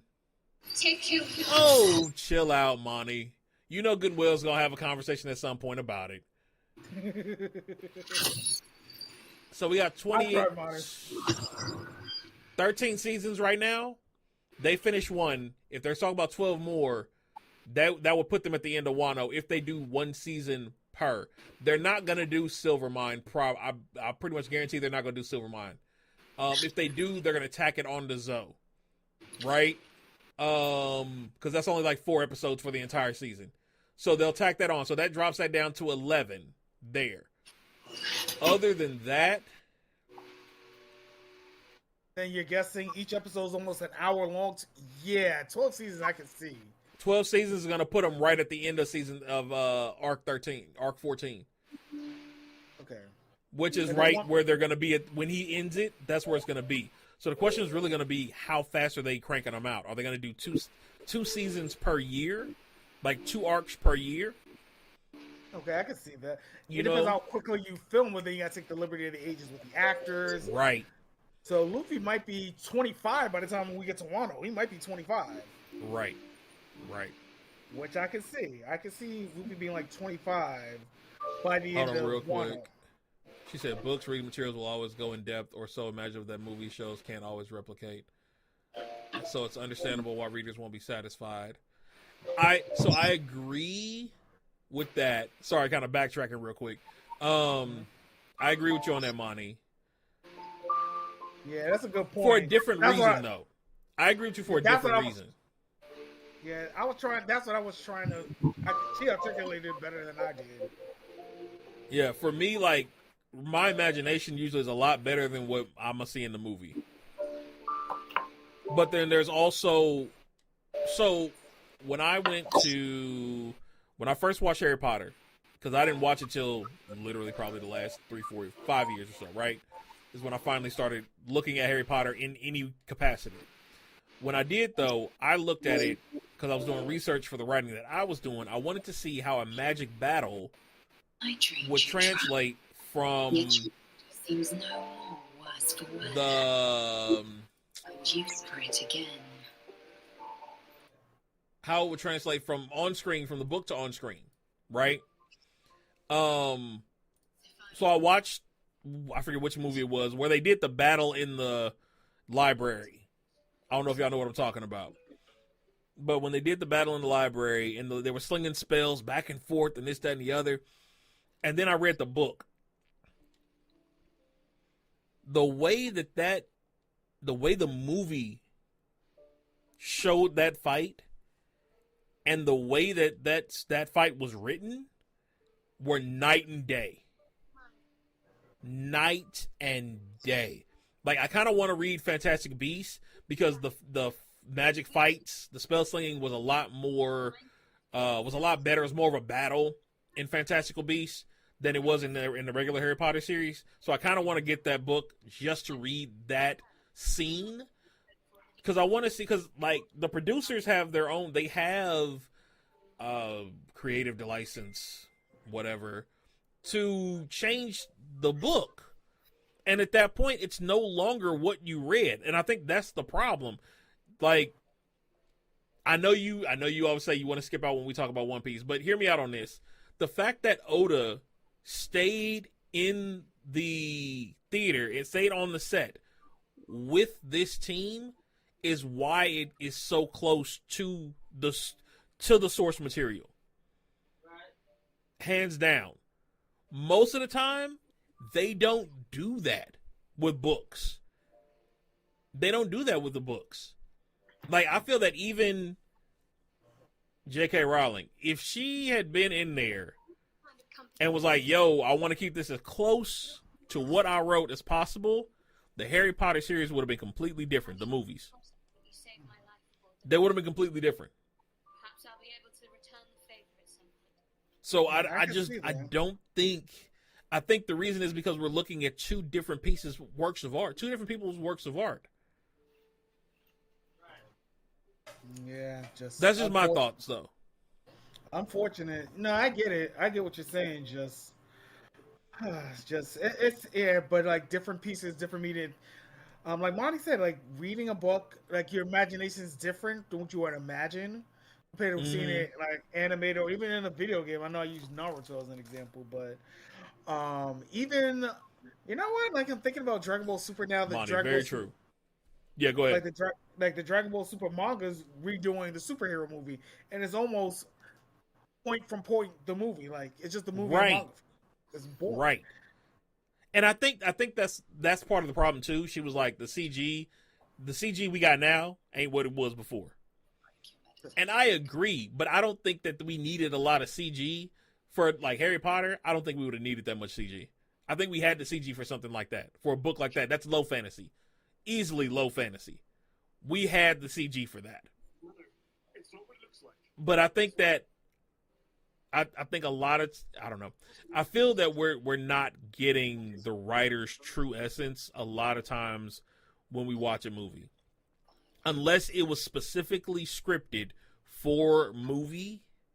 You know what I mean? The producer's going to be like, well, I want to make artistic license for X, Y, and Z. And that would be my issue. No, I wrote this. This is what I want. You know what I mean? Yeah, I get. You know what I'm thinking, Panda? It's funny you mentioning this. Bakuman. Remember when they got the anime finally? Exactly. Towards the end. Yep. And remember when the voice actress, she's the only one who had the correct script because she read it from the manga. Yep. Everybody went off the script. She saw the script and knew it was wrong. Yep. And everybody got pissy about that. Like, no, she read the manga. She knew what she was doing. She knew what she was doing. Exactly. That's called doing your homework. That's doing your homework and studying the source material. And so that's why, even with like dubs and subs, that's one of the reasons why. And I'm not everybody watch what you watch. It is what it is. But that's one reason why I like watching subs. If I got the time, I like watching it subbed first, because usually the scripting of it is closer to the manga. Right. And that written word can give you a whole different dynamic of a situation in a show versus the English translation of what they want to make it be. Mm-hmm. You know? So for me, it's not so much like my dub versus sub argument isn't so much a voice acting thing. Although some of the times I do like the gruffer voices that they give characters. I just think we should have gave them a gruffer voice. You know what I mean? Like certain characters should not be have high-pitched voices. Unfortunately, we have the same voice actors right now doing all the anime. Like Funimation. Right. Everybody does not need to have the same voice. We need some deeper voices in here to offset some of these characters. You know, you need some people of color. You need some Latino. You need some person of color actors. You need even us. Shit, you can hire us. Shit. Bro, look, my website is up. The website is up for us. Pandemonium.com. By the way, make sure y'all check that out. The website is back up and running with all the things that we do and work on. So keep that in mind as well, everyone. And I'm gonna put that in the chat for you here. So when y'all get a chance, check it out. Swing by. The blog is in there. We'll be updating that on a regular basis as well as we'll be starting a newsletter as well here in the next month or so. So just as a heads up for that.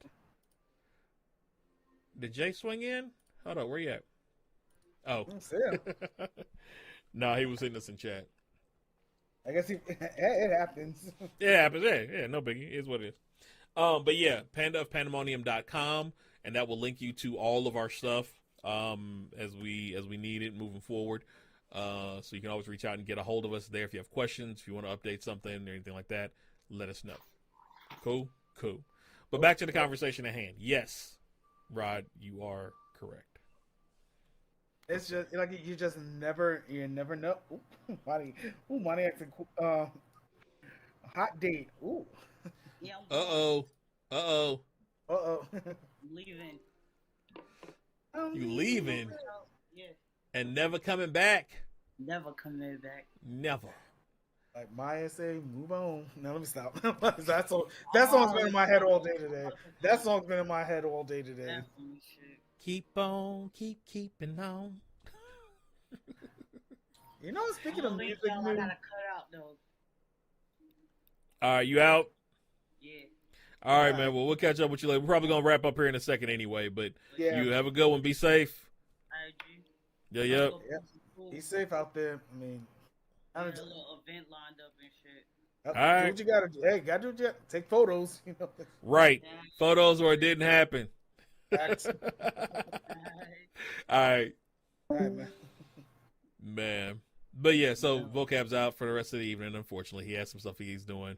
But yeah, we keep going. Go ahead, Ryan. What were you saying?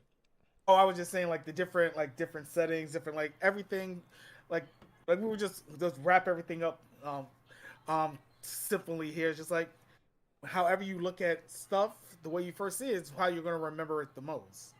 Like one thing I am interested because I haven't looked this up yet is Attack on Titan. I know a lot of people have said the manga ending is garbage, and that's probably the main reason why the anime hasn't finished yet. I've heard this for a while. I'm not gonna lie, I have been tempted to see what the big how did they fumble the ending. I can't see how they will fumble Attack on Titan's ending. After that plot twist, I was like, we're doing this. I'm like, and it was making me think, and then I remembered Boruto, and I'm like, nope, different manga companies. Because you know what my first thought was, I'm wondering, did they have Attack on Titan's editor on Boruto? And then I remember they were made by two different companies. I was like, oh wow, yeah. I mean, to pull that plot twist that they did where the anime ended, I was like you motherfucker! Like it turns the whole story on. It's like, what did I watch for 8 years? Like what? Like that might be a cautionary tale when not to do a plot twist. Or do a plot twist just to shake it up. I think. The 1 year is canceled. Huh?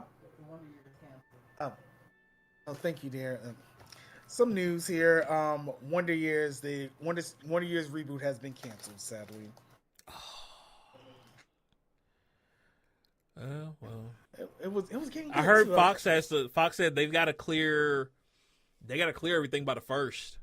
They said if they don't get the situation established with the strikers by the 1st, we're gonna lose probably a year's worth of series. One Piece, and you know what? I don't care. I will watch One Piece. Sorry, Monty. I got plenty of anime to catch up on. Plenty of anime to catch up on, or go back and rewatch. I think I might be caught up to current One Piece by the time this writer's strike ends. I'll say that right now. The way I'm going. A lot of studios are canceling because of strike. Yeah, they have no choice. Like, it'll give me some time to catch up on some games that I haven't played yet. It'll give me time to. I mean, I know I got some TV shows in the queue I have not watched yet. I have some anime in the queue I have not watched yet. So this is time for y'all to go ahead and clear y'all queues out. You got time now. You asked for it. You've been granted it. Unfortunately. I'm sorry. I'm sorry it happened this way, but you were granted it. Nothing new's coming. Now for the only shows I was really looking forward to upcoming was Law and Order, but I mean I can wait. So here's gonna be my real question. You say you're watching All American, nice. My real question is gonna be this. Let's say the strikers get what they want, which I really am praying that they do, right? Because they deserve it. What if they get what they want? The studios, though, don't agree to this until, let's say, after the deadline. I don't think they're going to wait till after October 1st. I really don't. I feel like they're going to get it done before then because they don't want to lose money. Right? We at the 2-week mark, so... Right. We got 2 weeks. They'll figure something out. If they do not, though, and we lose a season's worth of TV, a season's worth, how would that hit the entertainment industry? 1. 2, when they come back, because they're gonna have, if at that point, if they lose all of that, they're gonna have to hurry up and make that adjustment in the pricing for like payment scale for everybody. Once they do that pay scale update, are they gonna keep the same people? Because if you think about it, if you've been paying these people a certain amount and they have X amount of experience, right? Yeah, it'll be reruns, but they've got X amount of experience. As a studio, is it cheaper to bring in new talent? You still got the same rates. Nope, nobody's gonna do it unless you want to be considered a scab. No. I'm talking about once it's been done, once the strike is over. Right, once the strike is over. If as a studio, if I'm paying I was paying these people at one rate. I've lost all this money because my shows didn't get to go, right? And then now I've got these people coming back. Would they or will they find ways to write out certain actors who have more experience, who AKA will be getting higher pay, and then bring in some newer actors, right? Oh, I see what at you're that saying. lower pay scale that they now just renegotiated. Depending on the show, certain show that might help, but I don't know. That's a tricky one. That's a slippery slope to go down. It is. We all know that they can be shady. It'll be musical chairs with shows and networks. It will, because they're gonna have certain networks who they're gonna pay, and people are gonna go there, and you got certain networks that aren't. They gotta abide by whatever the union comes to. The question is, are they willing to pay it? That's the question. And some of these bigger studios, I mean, from what I've been following a lot of this writer strike stuff on TikTok. So what I've been hearing is like certain studios are ready to sign. They're like, no, let's sign. But there's certain other, because they're all conglomerate, all the streaming networks, they're all one big corporation. They're all negotiating together. Yep. And there's dissension in the studios. There's probably some studios are like, okay, what do they want? Let's go. Let's sign. Let's go. Like, but you got other studios, I mean, that are holding out on everybody. They just like, you know what? I'm digging my line in the sand. And you know what? And as I heard on the TikTok the other day, one of the major studios is going to say, F it, we're going to accept it. And if I was a betting man, my money would be on Disney. If I was a betting man, it would be on... Yeah. If I was a betting man, it's going to be Disney, followed by Netflix, because I think they see how One Piece is hitting. They know they're going to have a whole bunch of new viewers. They ain't going to want that new money to go away. Money said, so some vet actors are guaranteed viewers, whereas new people aren't guaranteed. That's true. They're not. But they also got to pay that vet actor actress new rate. And depending on who the studio is, they may not want to do that. So they may take the chance on the title of the show. You know what I mean? The viewership of the show. Prime example, Witcher.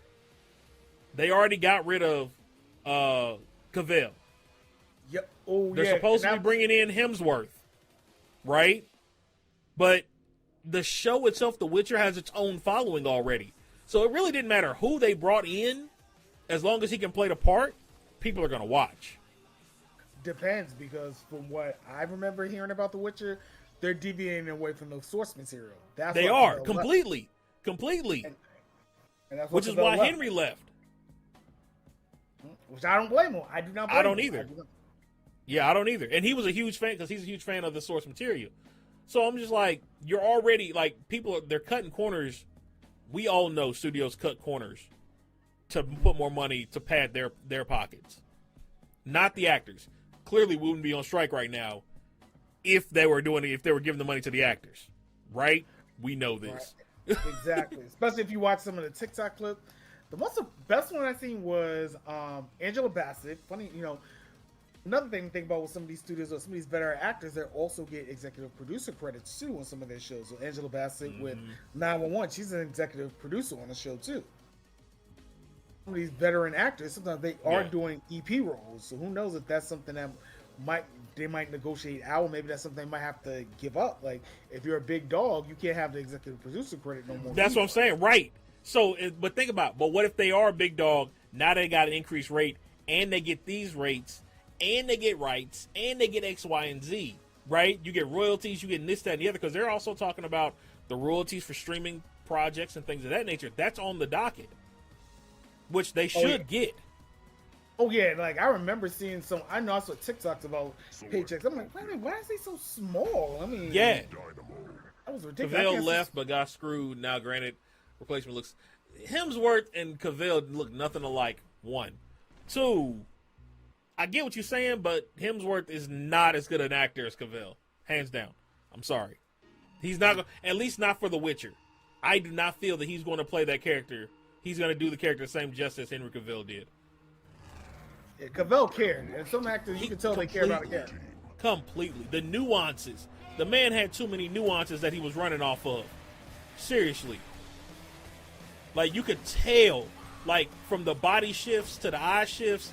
Like there's some stuff you can teach people as far as acting, but there's other things that that's no. Okay, Monty's saying they look similar in costume. Okay, I saw the costume. If you say so, okay, but I personally, nah, they look nothing alike to me. They look nothing alike. The costume looks the same, but that's as far as it goes. We'll see. Like I said, just have to wait and see. I don't know if me and Shaniqua gonna watch it, but I'll give it one episode. Fair enough. You give it one episode, right? I'll give it one episode just to see what's going on with it. But if he don't deliver, bruh, like, cause think about it. When you first watched the first episode of The Witcher, we was like, look, it's either gonna be real good or real bad, right? Right. We gave it that one episode. In that one episode, my man's was like, no, I am Geralt of Rivia. And we was like, he said he's Geralt, he's Geralt. Simple as that.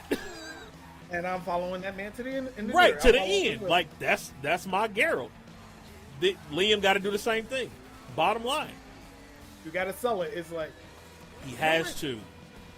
Sorry, Monty, I hate to say this, but One Piece live action Luffy. I remember when they announced the live action one, it was like, who the hell are you going to find to play Luffy? I just couldn't see an actor pulling that off. Right. I could not see it. Everybody else was like, but yes. Watching it now, I'm okay. I see why he did it. I see the choice. I understand the choice. I'll rock with it. I can the entire crew cast right now, I'm 100% okay with. But like we said, Oda had a hand in picking it. I'm not gonna go against the man, but yeah, but I don't know, that's just the best example. Like certain characters, like find the right actor, like Robert Downey Jr. for Iron Man, like right. Honestly, certain actors make the character. I mean, let's say, Wilson Martin and Bad Boys. Let's just throw that out there too. Like, yeah, they made that movie. The actors made that movie. Like, Hugh Jackman, Wolverine. That is Perfect Wolverine. Ryan Reynolds and Deadpool. That was made for that man.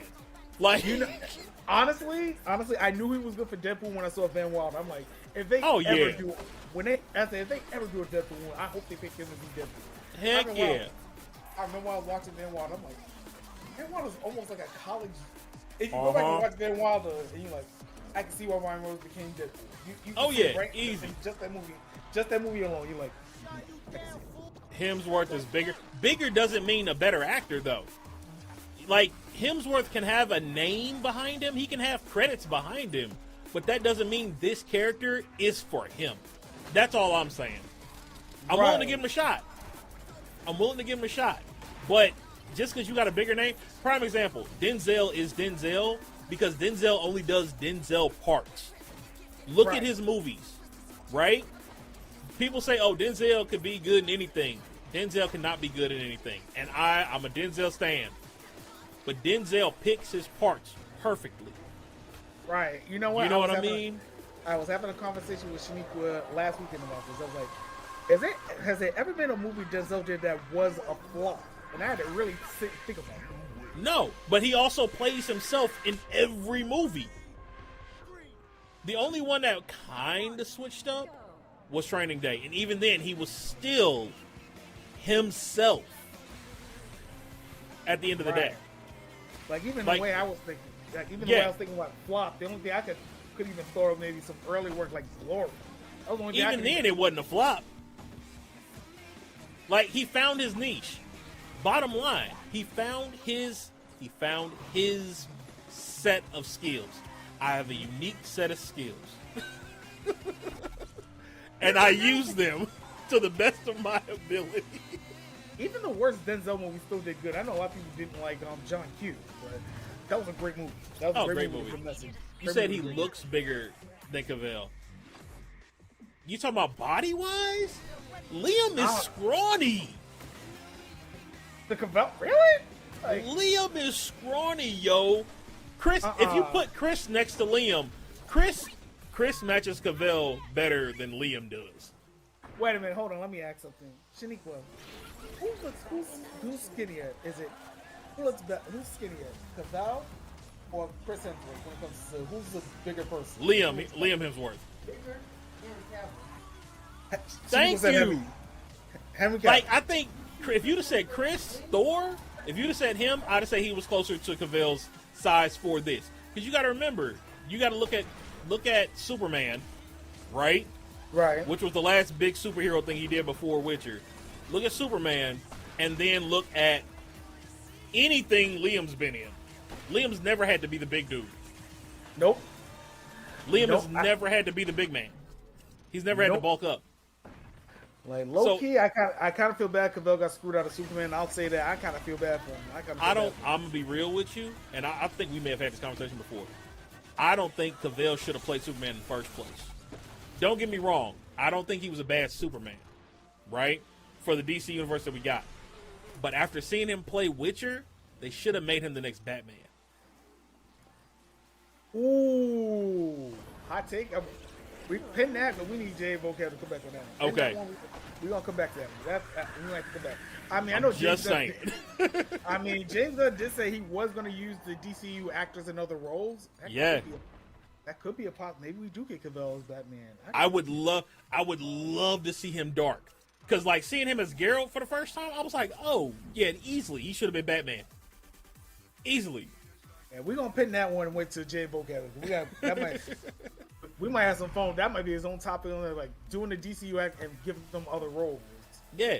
I would say mix MCU and DCU actors. And let's see who would we recast to a better role in either universe. Ooh, that sounds fun. I think we should do that. That's when it's all four of us, that should be the next topic. Ooh, that I'm would with be it. fun. I'm with it. And the only one I can think of off the top of my head would be tricky would be Ray Fisher. Who would he? Wait a minute. Wait. Hold on. Let me ask somebody. Shaniqua, we just came up with a good idea. Mixing the live action actors from MCU and DCU. So I'm thinking including of Ray TV Fisher. shows. Including TV. What superhero would you want Ray Fisher to be out of either DC or Marvel that you think he'd be a good fit for? So you still think he should be Cyborg? You can't think of him being anybody? He fits the aesthetic. Okay. He has that all-American image, and he's big enough to be Cyborg. Green Lantern. You can't see him being like any Not other Hal. superhero. Green Lantern, no. Like Green Lantern and Clinton just said. He's not skinny enough. Not I skinny say enough. Green Okay. Lantern. No, Lantern. Stewart wasn't skinny. Oh wait, I think I thought of one right now. If we're doing MCU and he might be big enough to pull it off. Luke Cage. Ray Fisher is Luke Cage. He might be big enough to do it body wise. He might be big enough to do it. Nah, he ain't got the grit. Okay. He still got that young boy. You know, he still got that young boy face. Like, I see what you're saying. Okay. yeah.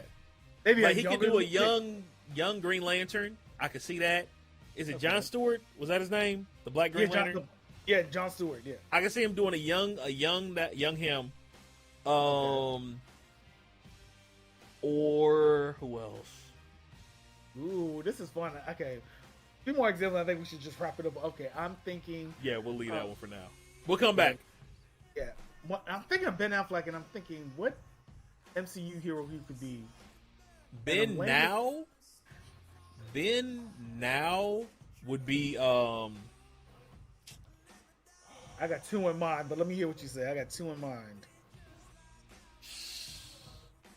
Affleck.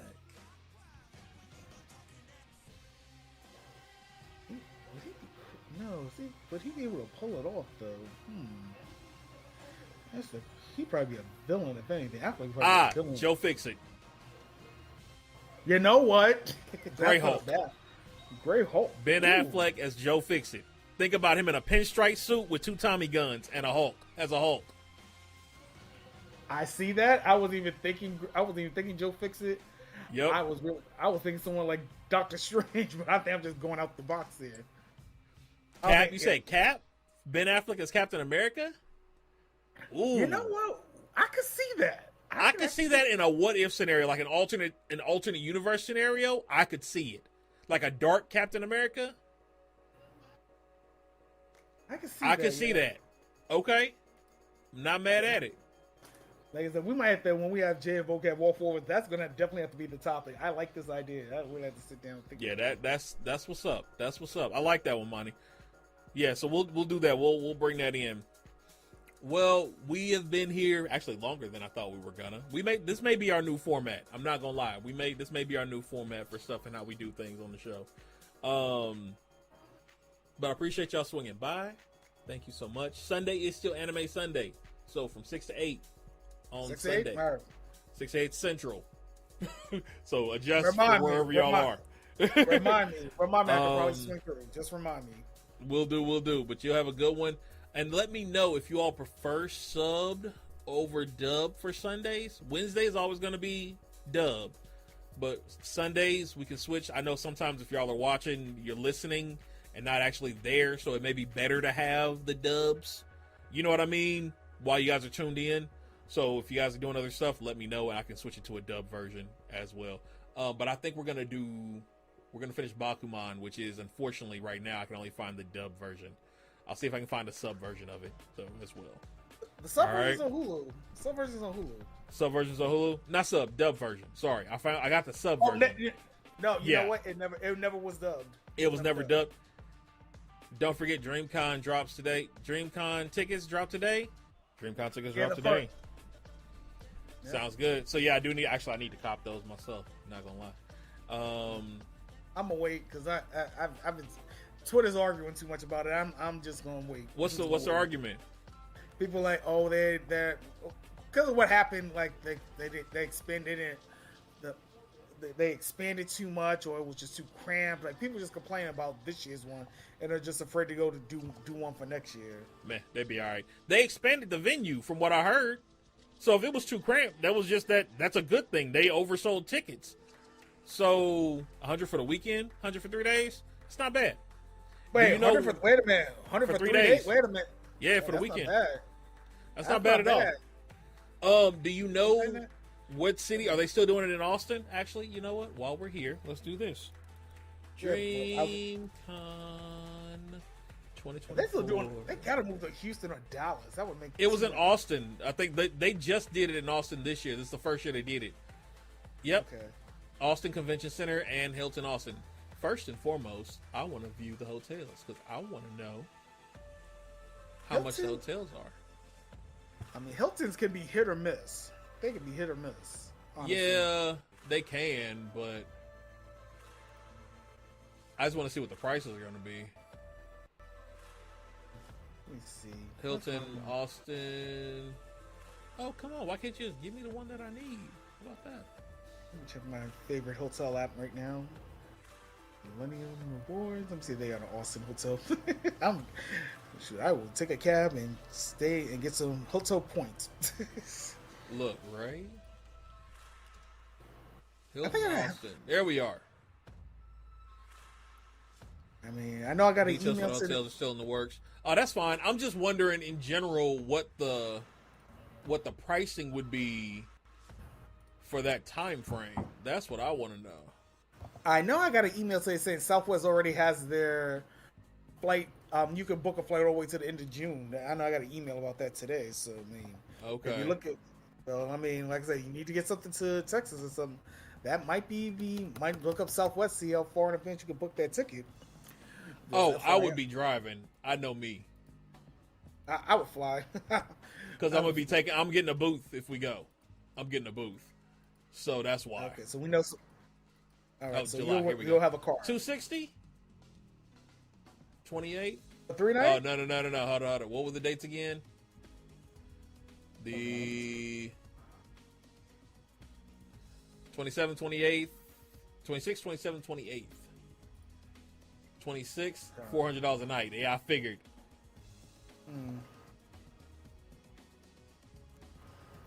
Okay, what does they say 26, when I'm 27, 28. So they're talking about 500 a night. That's not bad if it's for a good room. Let's see. What were those dates again? Hold on, because I'm checking something here. 26 through 28. Of what month? March? July. July? Okay. July. Is But it the 24? airport isn't too far away. Okay. You said 24, 25, 26? 6, 7, 8. 26, 27, 28. 26, 27, and 28. Knowing me, I'd probably leave the day after. Okay. Yeah. The day before and the day after. The Thursday night. Okay, that's 3 or 4 nights depending on how you do it. Okay. Right. I would do, because I would probably leave Thursday night, which means I'd get there Friday morning. So it'd be Friday night. No, I'd want to get there Thursday night. So Thursday night, Friday night, Saturday night, Sunday. You can do 4 nights, technically. Ooh, okay. I'm seeing some hotel.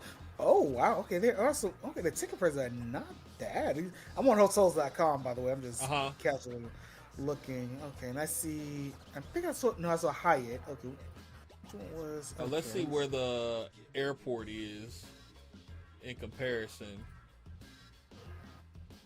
Okay, there's some sub 200 a night. Wyndham Garden and Line.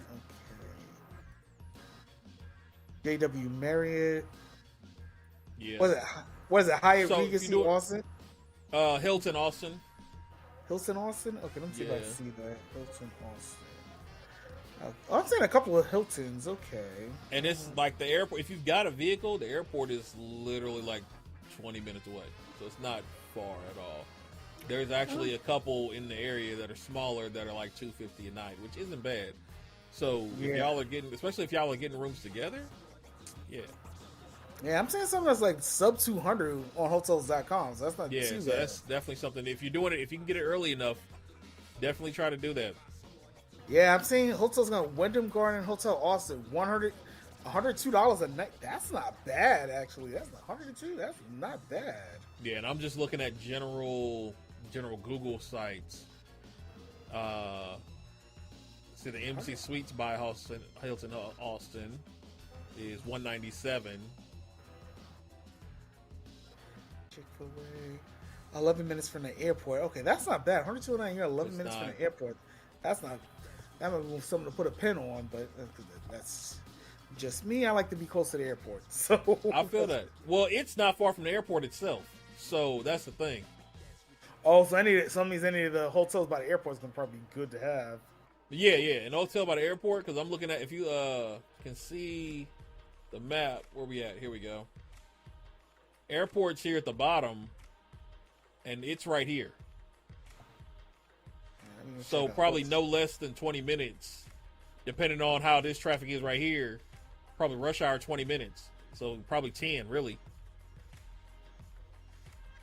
Let's see. Let me check the star ratings. Let me see. 4 Seasons. Of course, that's gonna be pricey. I'm looking at. Okay, yeah, some of these hotel prices are not bad. I'm looking at what the 3 or 4 star hotels are. Still not bad. You're still getting some DoubleTree by Hilton. You can never go wrong with the DoubleTrees. You really can't. That the Hilton Garden Inn at the airport is $144 right now. Oh, that's not bad. Like I see. That's the one at the airport. Yeah. Some of these hotels. You just have to try to snag it now. Yeah. I'm not gonna lie though. I kind of would want it there. I'm not gonna lie. Yeah, I would want it in there. Like if we end up rooming together, if we end up doing it, and we can get a room together. That's what I would want to do. But again, in doing that, it also dictates what I'm going to be doing for the booth. So Right. Yeah, I'm looking at some of these. Yeah, these prices are pretty good. Even the 3-star hotels are not. Wow, this is. I'm impressed. Like I'm impressed at the prices. yeah. I know Austin's gonna probably be a pain in the butt to get to airplane wise, but I mean these hotels are still not bad. Not bad at all. So appreciate that, money. Thanks for letting us know. Yeah, so definitely something to keep an eye on, as they say. Definitely something to keep an eye on. Yep. You know, the earlier you book, the better it is. Always.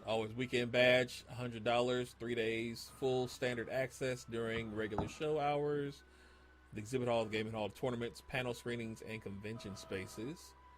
And then limited premium badge upgrades are available in June. They did a recap. Yeah, the Austin Convention Center is where it's going to be specifically. So, and I guess it's connected to the Hilton Austin. Right, So, that would make sense. Yeah, some of these places just keep an eye on. I was just make sure you have a certain. Matter of fact, let me see if I can save a search for this. This is always just good to have. Let's see, can I save this? It'd just be good to just have it in the back pocket because you just never know, honestly. Yep. So yeah. Yeah, I mean, like I said, once you figure out where the hotels is and the cost and everything, hotel, then get the plane, and then get the tickets. Just you can get something nice. You can get something affordable. Yep. All right, y'all. Well, we'll catch up with you later. Appreciate you swinging through. Again, if you're going to do that, take care of those as soon as you can so that we make sure you can get all your stuff settled and ready to go. And hopefully we will see you there. But until then, Sunday, anime night. And then next week, we're back on the regular schedule. Wednesday, anime. It's Wednesdays for dubbed anime. Thursdays, or Baldur's Gate, or just gaming. We may do Mass Effect, depending on what's going on. Friday, podcast, Pandemonium with the rest of the crew here. And Sundays. So that's going to be our regular routine. I may put a few more days in there, here and there, but sprinkle the little things in there. But other than that, y'all go have fun. I'm going to go eat. I'll catch y'all later. Me too. Me too. Got some Taco Bell waiting for me, so I'm definitely going to eat. There you go. We out, y'all. All right.